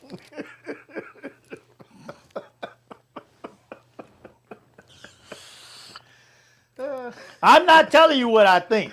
That nigga will pay for that. That nigga will pay for the effort that Melinda is giving Do Right. I don't give a fuck if you got to practice it in a mirror. There is a moan, ladies. There is a moan. Look here. Now, okay, I'm going to be real with you today. Here we go. I'm going to sound the alarm for y'all ass today. This is it. This is it. Guys, you want to make...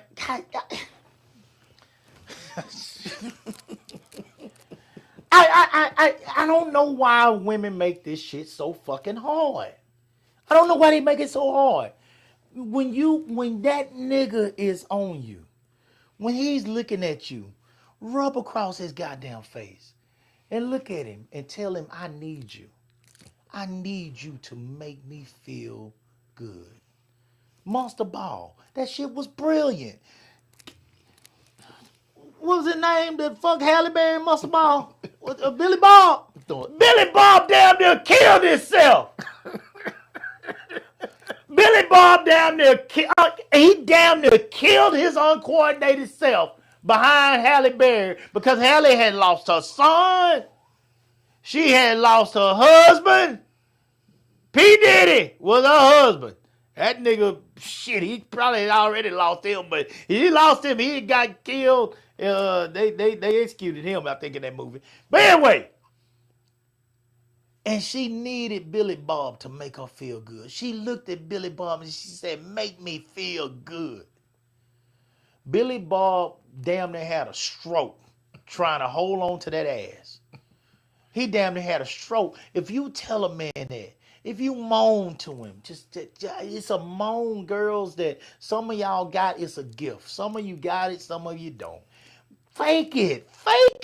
That nigga will try everything he can to make you feel good. Billy Bob went out and bought a store and named it after the woman. That you got The examples are out there. She told that man to make her feel good. He raised that skirt up and pulled them drawers off. And even though it was rough, she was talking to him. And she needed him to save her in that moment. And in that moment, Billy Bob felt like the hero. And so what came after that? Love. And he proved it. Billy Bob put his old goddamn racist ass dad in a nursing home. Took that racist ass daddy, put his motherfucking ass in a nursing home, bought that woman a store, and named it after her. The power of the pussy is real. And you can have it however you want to have it. Women, you have a gift. My grandpa said this. And my grandpa was one of the most honorable, old school, ain't cheating ass dudes from what I knew. Ever. That dude was a straight up square. He was straight business. During my time on this earth with him, when I was old enough to know anything. And that man said straight up, shouldn't be a broke woman in the world. She got treasure between her legs. Shit, man, get the hell out of here, man. I'm trying to tell you what I know right now. Billy Bob went and bought the woman a stove. They telling you in a movie what's real. If you make this man feel like a man, if you make him feel like I need you to help me move on, I need you to help me be whole again. If you give that man, some of you, if you give that man the effort, if you tell that man that you want him to hold you, the same thing Melinda told you right doing this show. I need you. Put them motherfucking gloves down. Why the fuck do you fight your man? Why the fuck do you always have an attitude with your man? Why the fuck? And then if the nigga step out, you going nuts. What the fuck? He ain't needed at home. He working his ass off. He do this. He do that. Everything he do. Then he come home. God damn, babe, you better rub them feet your goddamn self. Fuck you. Where did this old Spartan ass woman come from? Where did this old Spartan ass black woman come from? Where did she come from? This Spartan 300. Where did she come from? This bitch that go into a relationship with a shield and a sword and a goddamn Spartan hat on with them that damn what's that haircut? Huh? With a mohawk? Mohawk. That old mohawk hairs that they had raised up on that damn Spartan helmet. Where the fuck did this bitch come from? Who is she?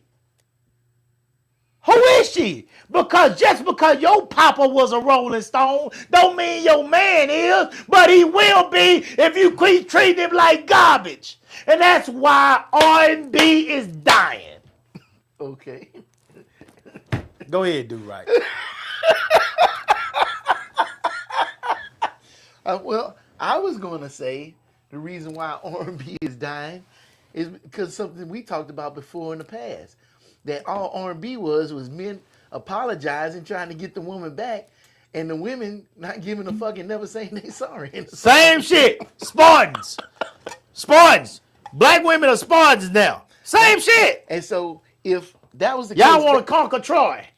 if that was the case back in the day, then if women don't want to hear shit from men regardless, they definitely, if they sitting up there saying they sorry and stuff in the song, they gonna call them gay and simps and everything else. That's the reason why it's dying, because guys don't see the point of sitting up here singing about love no more. Ugly motherfucker! We can't win. So yeah, and women wasn't really talking about love. You had a few. You remember that India Arie you was talking about before? Yeah. Brown skin. How many women was singing about that back in the 80s, 90s, and 2000s? Well, it was a few now. It was a few. Very few. It was a few.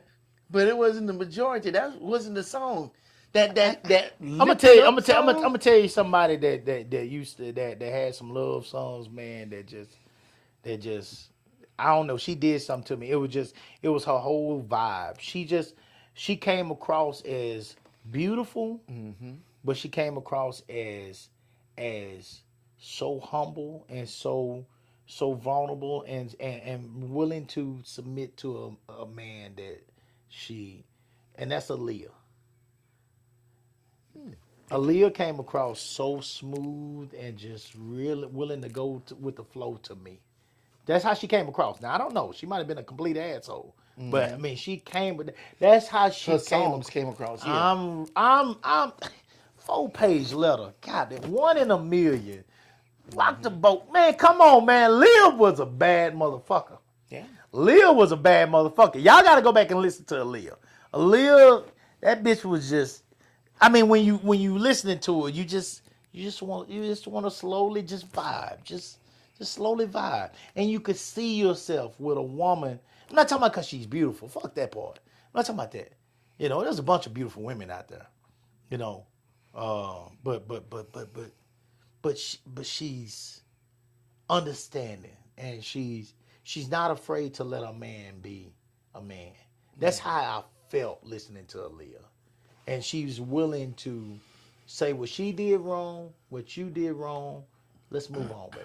And let's move on. Like she's one of them that it felt like listening to her music. I'm just talking about listening to her music. It felt like she gave you a feeling of I'm not gonna let this shit get in my way. And I enclosed it with a kiss. 4-page letter. I enclosed it with a kiss.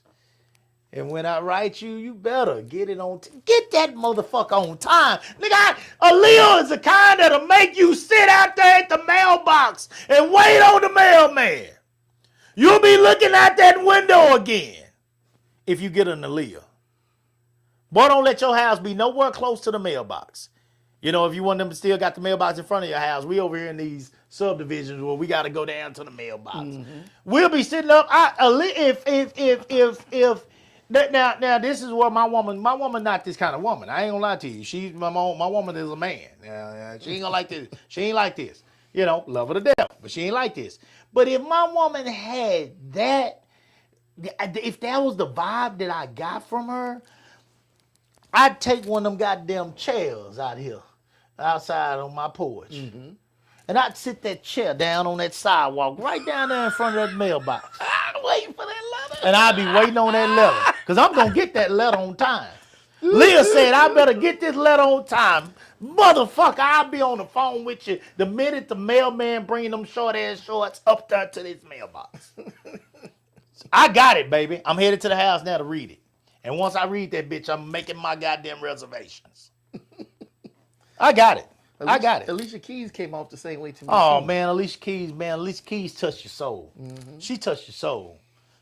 I just want to pull you close to me. She said she want to pull up, so we can, forever. God damn, Alicia was something real. She was real. This shit ain't real no more. Oh, come on, man. Y'all don't want to hear. Man. Y'all don't want to hear about what I'm talking about. Y'all look, read some of the shit these people done said. They don't want to hear what I'm talking about, man. They don't want to hear what I'm talking about right now, man. They don't want to hear it. 4-page. Dion say 4-page. Yes.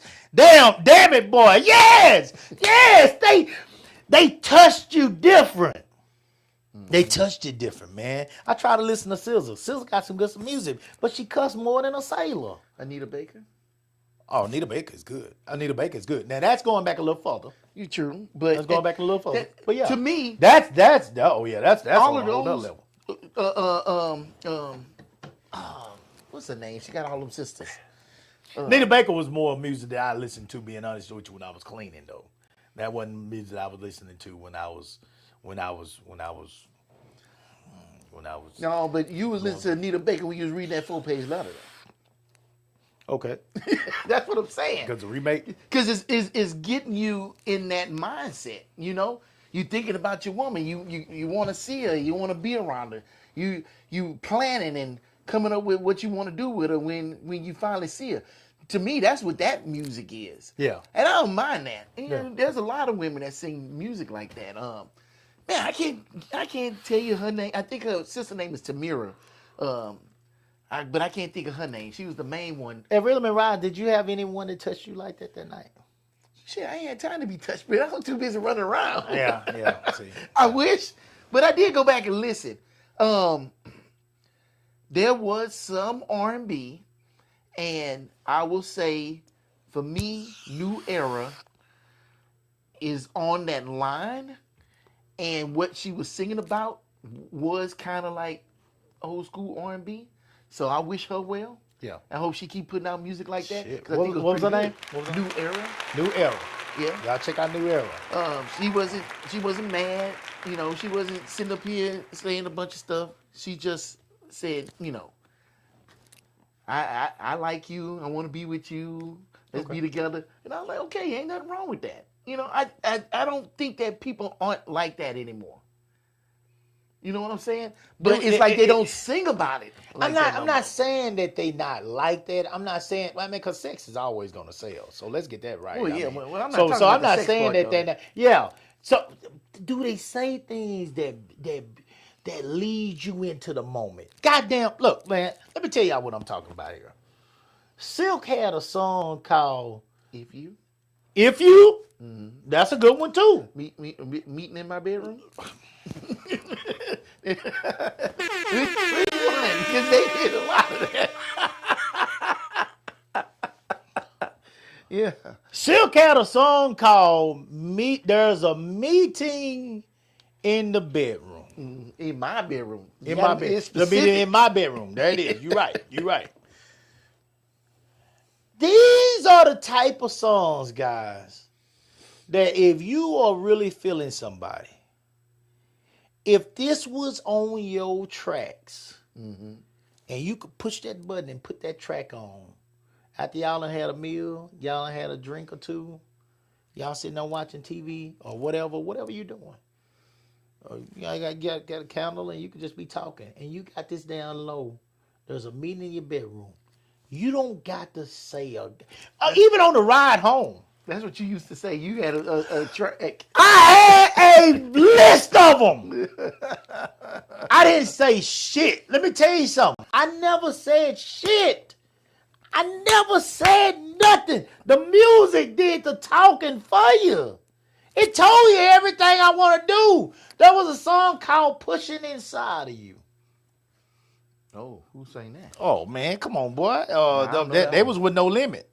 They was with No Limit. Oh. They was with No Limit. Oh, nigga, these niggas. You ain't heard Pushing Inside of You? Oh, my fucking God. Songs of Funk. You ain't never heard them? No. Oh, shit. Look here. I don't know about y'all out there. But that song say, "Show feel damn good to me when I'm pushing inside of you." And them niggas hit some high notes in that song, and I would always leave that one to the end, because of course when you at that point you need to be pushing inside, ideally.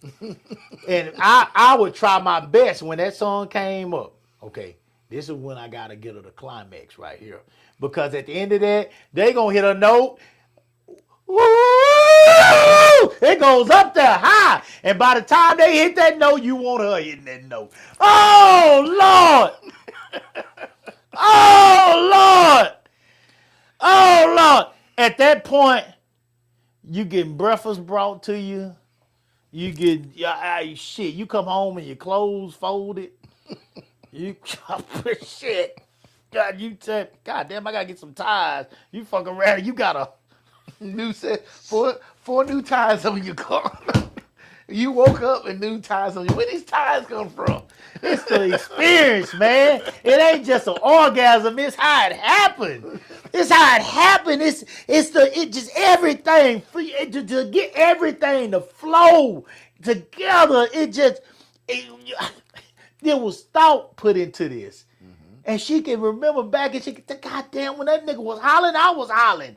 Shit, that nigga was pushing in me, and he was trying to reach my stomach, but he was doing it at a pace where I loved it. Shit! and it becomes something that's like crack.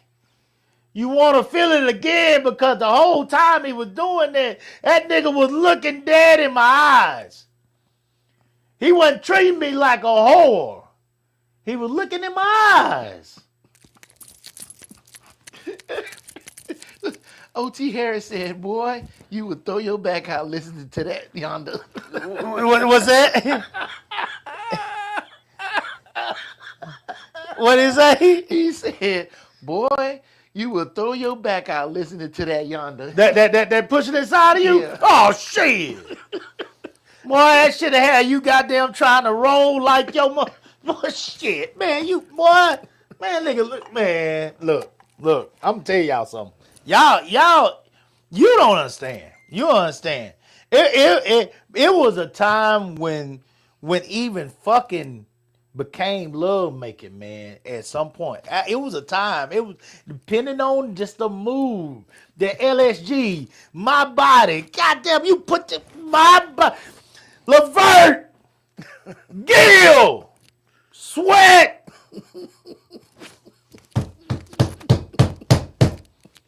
Put them niggas on a cold night and get in the back seat and I got in the back seat before with them niggas on.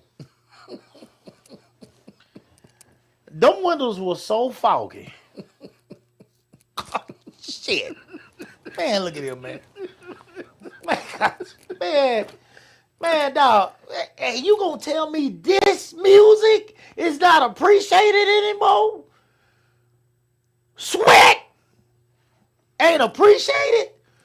The shit I did out Sweat, I did shit that I could have got arrested in every state in the country.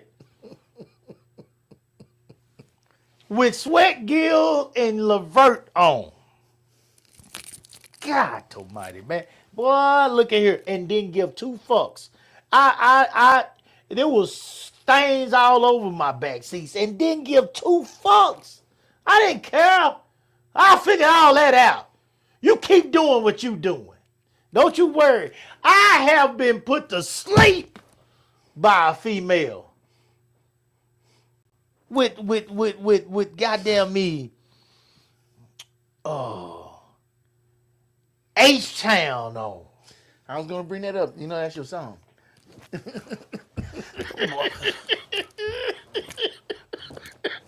That's your song. Them boys had them goddamn boots in the air. Shit, they was stomping in their boots way before this goddamn dance line song. They was stomping in them boots long time ago. Somebody. Man, y'all, man, come on, man. That shit ain't appreciated now. And that's a fucking problem to me. That's a fucking problem to me. And the only reason to me is, Do-Right said his reason. In my opinion, the reason is because we don't have enough women like Melinda that make people want to believe that that is something cool to do. It's not cool for a woman to show a vulnerable side. It's not cool for a woman to show that she is infatuated with and needs love, needs a man to hold her, needs a man to express his love to her, needs a man to nurture her, needs a man to take care of her, needs a man to make her moan and feel like she's outside of her body for a moment. Mm-hmm. It's not cool to show that no more because that's not powerful. It's not powerful. Yeah. Let me tell you something about your powerful ass, and I'll be done. I'll let Do-Right carry this shit home. I'll be done after this. Let me tell you something about your powerful ass. Because, you know, I cringe. There was a time when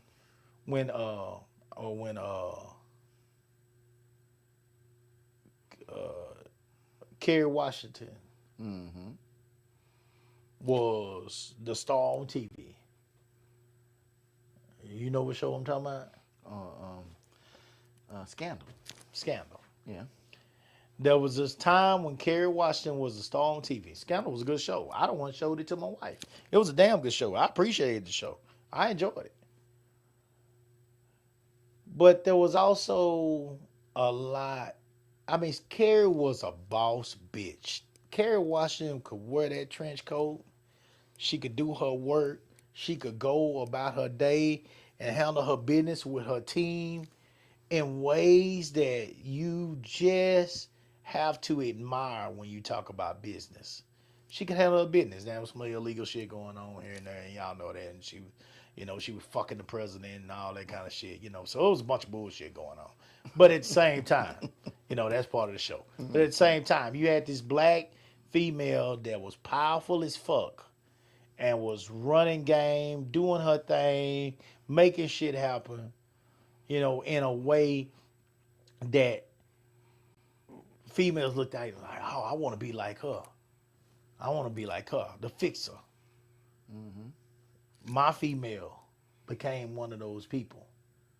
She was already that kind of person, but boy, when that show came out, oh shit. Candace get to walking around here with that motherfucking trench on and walking with that goddamn briefcase. Oh, you couldn't tell her shit. She was goddamn Scandal. She was Olivia in Pope. Austin. She was Olivia Pope in Austin, Texas. People started calling her that shit. And don't get me wrong, I love it because Candace loves being a fixer. She loves that shit. She gets a lot out of it. What I've watched my wife go through for the last so many years has helped her to understand that the main thing that you need to always fix is you. Then your home. Mm-hmm. You got to ask yourself what's most important to you. And a lot of times, a lot of women will in the beginning, they will say, my career is this, my career is that, my career is everything. Career. They will bury themselves in career. But if you make your entire life about your career and not love, then a lot of times what you're going to end up doing is you're going to be at the house. Because, at some point that clock, you punch that clock to punch out, just like you punch to come in. Okay? And when you punch to punch out, you got a whole lot of people that respect you while you punched in. But when you punch out, you ain't got shit. You don't got nobody that gives a fuck about you. Kerry Washington didn't have nobody that gave a fuck about her. She had a president that would come over and fuck shit out of her, here and there. She didn't have no kids. She didn't have no life outside of her job. There was a whole lot of nights that Kerry Washington sit on that couch. With that glass of wine. And with that glass of wine and popcorn by herself. Yeah.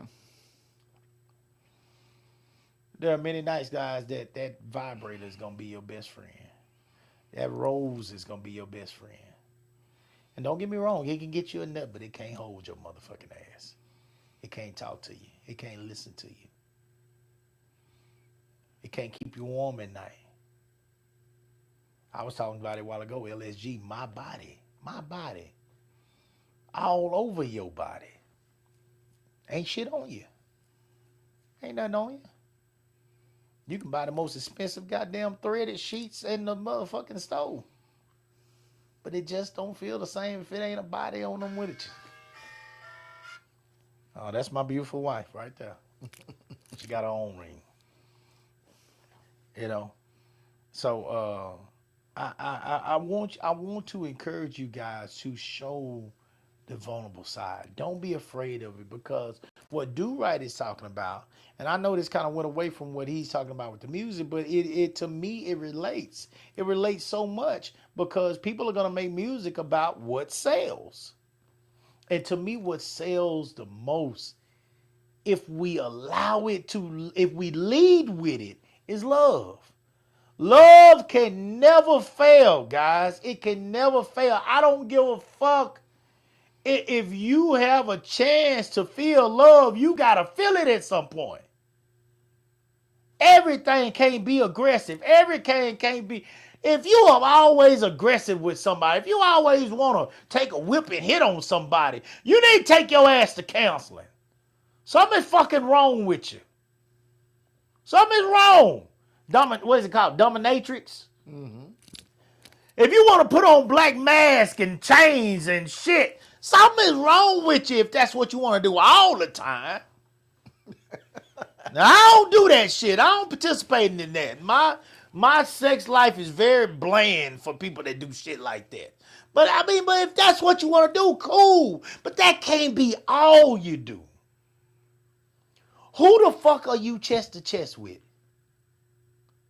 Who the fuck do you ever look in your eyes with? I mean, eye to eye. Who the fuck is it okay for you to look at and say, I love you? That's the kind of stuff that we are losing, guys. And that's why R&B is, as DeRay said in the beginning, R&B is dying. Because love is dying. The ability to be vulnerable is dying. The ability to nurture someone the way you want to be nurtured is dying.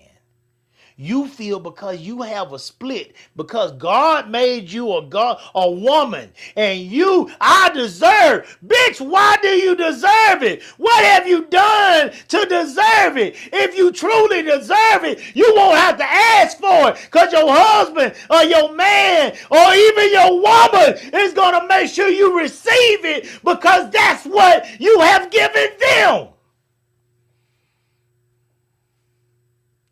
Give what you want. Give what you expect. And R&B will never die.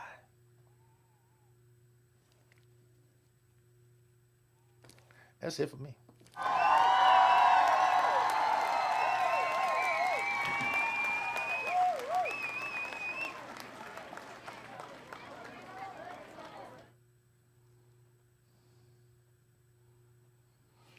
Yeah, R&B is dead. I'd like to thank y'all for joining us today on the show. And we will see you next time, because it ain't shit to say. R&B is dead. It's done. It's a wrap. We done set up here, bought the flowers, bought the casket, done the hole, got the tombstone, and they are lowering it into the ground. It is done. Oh, man. Do right shit on. You didn't add shit, do right. What can I add? It is gone. It ain't coming back. If you can't play an R&B song at a party, it's gone. It's done. Hell, even like with R&B back in the day, early days, they had to be slick with it. They couldn't just say they wanted to fuck on the radio. They had to come up with unique ways of saying it. True. They had to be creative with it. True. Then over time, the creativity had gone out because the standards changed. Next thing you know, they just come straight, girl, I want to fuck you. And it is like, you ain't even trying to say nothing now. Like, I could have said that. Yeah. And the music ain't even good no more. It ain't got no violins in it. It ain't got no smooth beat. They ain't got no smooth guitar in it. You know, Luther Vandross sat in the Except middle. for the song they remaking. Luther Vandross sat in the middle of a stage, and all he had was a spotlight on him, sweating his ass off. Oh, shoot. Big Luther. Big Luther. Big Luther. And shit. You know what I'm saying? Moist. Everybody out there moist. Everybody moist. Wet. Who doing that today? Shit, good question. Point to I don't know. The chat line is open. Throw a suggestion out there. You know, the last person You I went to thought some was, of the best of the best. I mean, you could go down a few notches. Don't even go to Luther. Oh, I'm just saying today, because you think about it.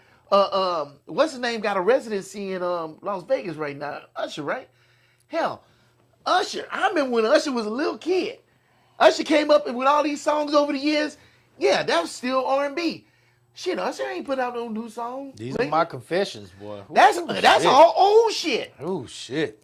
Man. That's old shit. That's LSG, you talking about. Oh, man. That's all old shit. All that shit is old stuff. Silk, old shit. I remember when that shit came out. Bro, I remember exactly where I was when that shit came Lose out. control. Shoot, Lose control. Hell, I had more mixtapes with R&B on it than I had hip hop. Shit. Because you know what it lead to. Because you listen to hip hop with your boys. Yeah. You listen to R&B with your girls. Yeah, you gotta have that. You gotta be able to switch up. Shit, now, you just listening to fucking hip hop everywhere. Not me. Yeah, not me either. Not me. I refuse. But I'm Refuse.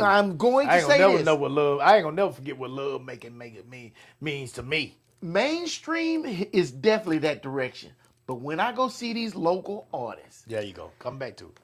I see these local artists, and you could tell the music they was raised up on, the music that they like. Yeah, you can have a guy rapping a song and it'll sound like everything today, but then he'll do his next song and like, oh shit, this nigga went old school, because they see the art in it. They not just trying to make a dime. Yeah. You know what I'm saying? Yeah. So those people need our support. Yeah. They are the ones that's going to carry R&B and real hip hop into the future, and not this commercialized shit. Yeah. But they're not going to carry it anywhere if nobody's there to support them, because there's nothing uplifting about performing in a room full of nobody. Yeah. You know what I'm saying? You used to perform Yeah. when there was absolutely nobody in there. Yeah, you was still getting y'all money, but did it feel the same as when that crowd was in there and they was hyped up and they was? No, of course not. You know what I'm saying? Why can't we do that? And that's why I keep saying ground, the ground roots. I'll be honest though, we were very fortunate to come along in an era behind the screwed era. Oh, yeah. Where Everybody was hungry for that shit. Texas was live. Texas was rolling. I can honestly say, I mean, there were not many rooms that we went into and didn't have a decent crowd. That didn't have a decent crowd. Poor Jamie Foxx. I love some Jamie Foxx. Who's Jamie that, Foxx is old. Just keep that in mind. What they say? Because I said, put some suggestions on there who doing R&B like that today. Jamie Foxx old. Yeah, Jamie Foxx old. And they said Chris Breezy, but really and truthfully, He said influence was a motherfucker. I ain't gonna lie, influence. Yeah, it was good, but yeah, I mean, but it's still different. It's still different. It's a little different. But that's the remnants of R&B. yeah, okay. Yeah, and you know I ain't gonna take nothing from them, but we would get way more out of these independent artists than we will mainstream any day of the week.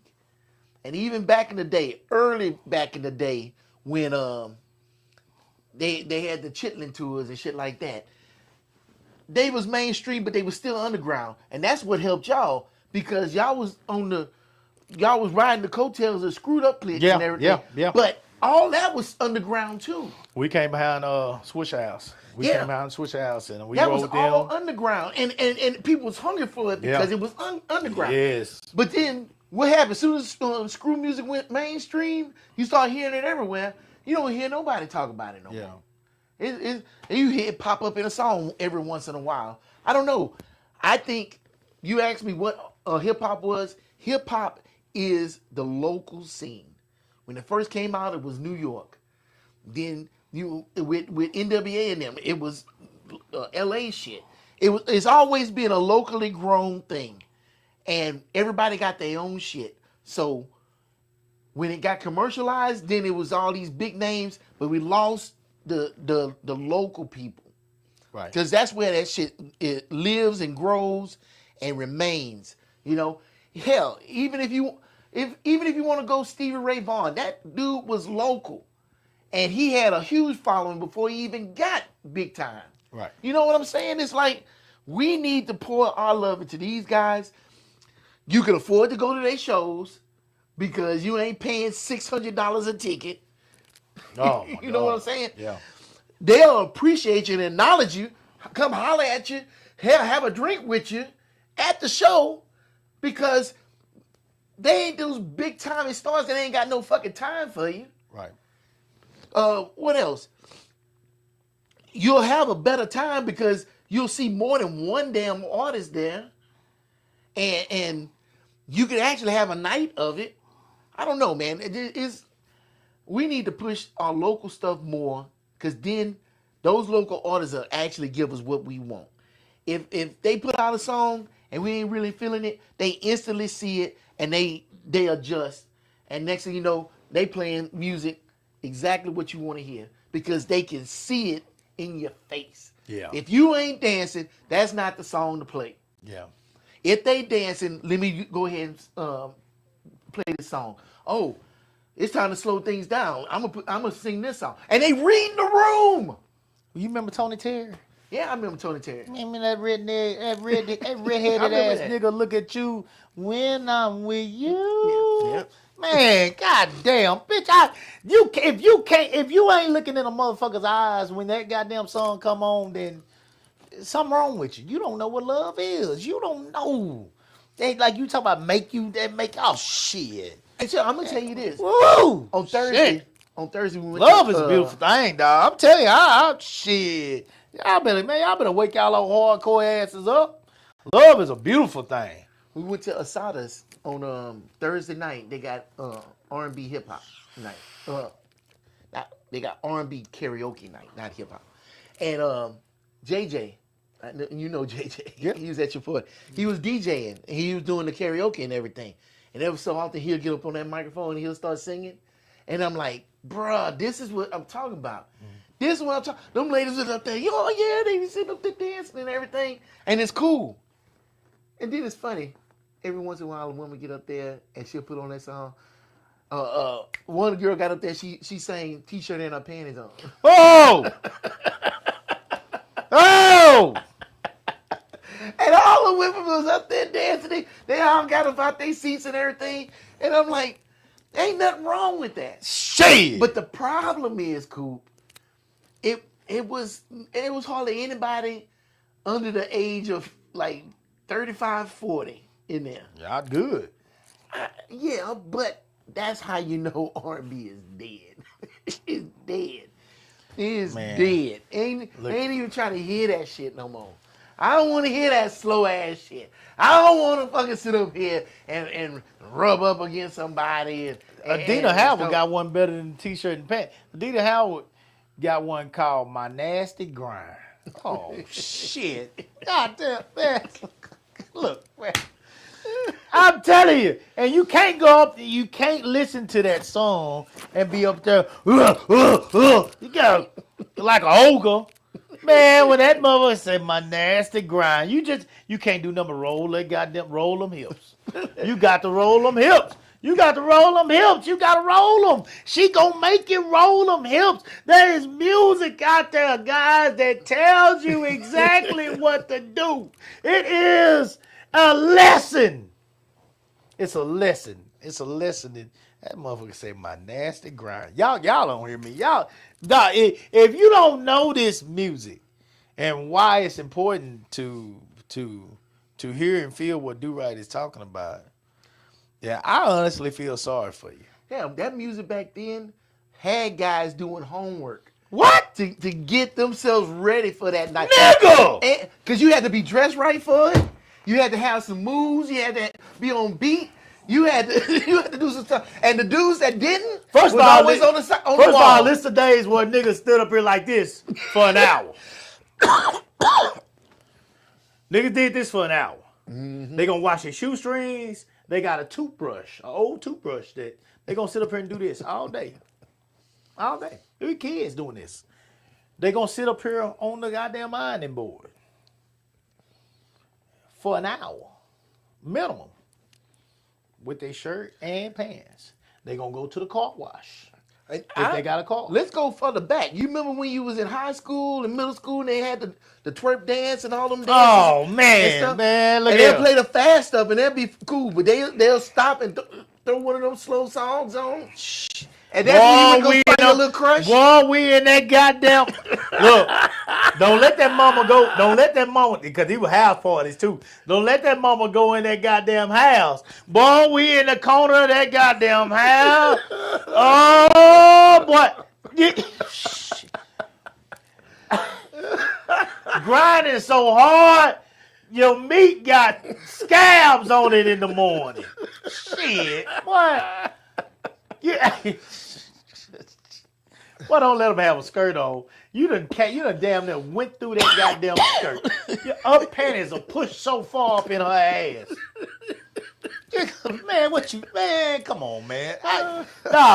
I feel sorry for these kids today, man. I feel sorry for them that they not getting what we experienced, man. Cause you can't tell me that, you know what I'm saying, when you talk about understanding. Oh shit, man. Anyway, my bad. Go ahead. No, Yeah. I'm just saying we can find all of that stuff again with local artists and just build them up. Who Melinda say? I sung to Kevin at Asada's, some old school R&B, Paul Abdul, Rush, Cold on. Goddamn, man. Yep. Oh, man, you gonna make me jealous. That's all right. OT say you remember that Romeo and Juliet song that had them on the floor. Romeo and Juliet. I remember Romeo. I mean Rome. I don't remember Romeo and Juliet. OT, you have to send me that one. Send me that one. Man, that's so long ago. I remember Rome. That nigga Rome had one. What is his name? Babyface. I belong Was to that you. Babyface? Well, Romeo and Juliet. I I know I done wrong. heard it. I mean, if he putting it up there, I know I done heard it. I just can't remember. And how in the 80s, 90s, 2000s, how many R&B artists could you name? Just start rattling them off. Oh my God, they ton was of them. everywhere. But now They was you can't everywhere. rattle off nobody. They was everywhere. They was everywhere. I remember some that Player, a group called Player. They had a song called "Cheers to You." I love that song. Oh shit, that was on my list too. That was on my list too. I love when I had my little cheap ass wine glasses. You know, I had whiskey in them motherfuckers. ain't nothing changed. It's been like this. And I toast to it. Cheers to you, baby. You know what I'm saying? Why that song playing? Everything that the music was doing, I would do. Just do what they done told you to do. They done gave you the game plan. They gave you the blueprint. Do what the fuck they tell you to do. Cheers to you. Shit, sit down. Sit your country ass down and listen to them. and you going to be a winner at the end of the night. You going to be a winner. I promise you, if you want to, you're going to have to go get breakfast or cook breakfast in the morning. You're going to have to, and you'll be a winner. The hook was, it's like Romeo and Juliet, hot sex on a platter, just to get you wet. Oh, Lord. I don't remember that Oh, song. Lord. Well, I'll tell you what, I'm going to look it up, your T, when it's over. Who this over? I'm about to get off here because I'm hungry, too. Who sang that song? Let me know who sang that, OT. I'm going to look it up. Don't worry about that. I'm ready to go listen to it. Cause that's another one. Don't get me wrong. I still got my list, guys. My list is just on my phone now instead of on CDs that I done made. I still got my list. It ain't going nowhere. It's a winner. It's a winner. I got multiple lists. I got multiple lists. Multiple lists when I know it's that time. And I'm trying to make the mood right. Get them candles going there. Good. They got real good scented candles now. I go to Bath and Body and get them, keep them in there, and I pull them out. My wife already know I got them sheets smelling like you got them washed them sheets, and I got them. I just Febrezed them down. They smelling fresh. You know what's funny? I don't think was it last? No, it wasn't last Wednesday. It was the Wednesday before that. You said, "Do right. We ain't gonna do no show because I got the candles and Tell me I everything be going." lying. Tell me I'm lying to them. My life is real. I ain't lying to y'all. He said, "Ain't gonna be no show, man." My wife had some time, and I had some time. I said, "Do right." No. I need this. I need this. I'm Balls Johnson the rest of the night. Unless these people want to see me Ball Johnson, which they don't, I'm swoosh the rest of the night. We putting in work. You got to put in work. You got to put in work every once in a while. We don't get that time no more because we always so busy working. I got work on my mind. I got to get up and go all night. I don't feel like jumping up and down. I got to get up and go all night long. That night, I had nothing. That night, my wife took off early, so she was here early. And she said, "Coop, I need some time." Shit! Shit! My wife told me she needed time.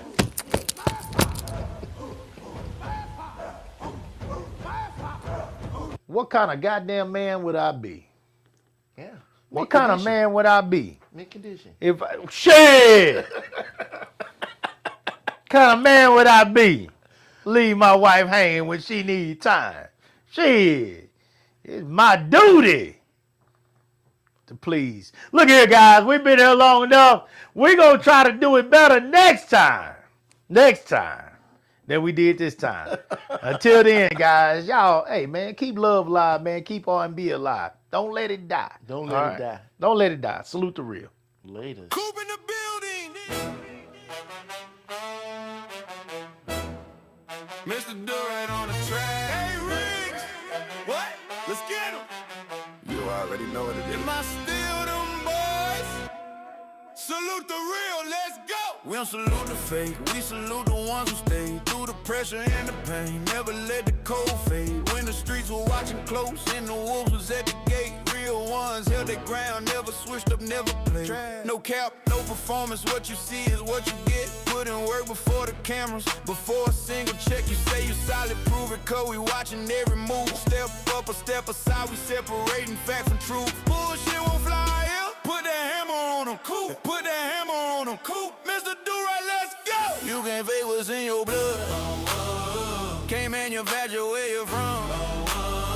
When the smoke clears and the noise is gone, only the real ones still stand strong. Salute is the real. Salute, we recognize the ones who never fold. Salute is the real. Salute, the ones who kept their word and kept it gold. No front, no game, no pretend. Ride for your people, to the end. Salute is the real. Am I still them boys? Yeah. See, these streets got a way of sorting out who's solid. Every test, every trial separates the real from counterfeit. They claiming they authentic, but the proof ain't in the words. Actions over statements, let the record be heard. You hear them talking loud, but when it counts, they disappear. Whole lot of noise, but not a single thing sincere. Bullshit. We call it like we see it on the side, no sugar coat. Bullshit don't last, everybody know. Hey, Rick, what? Let's get him.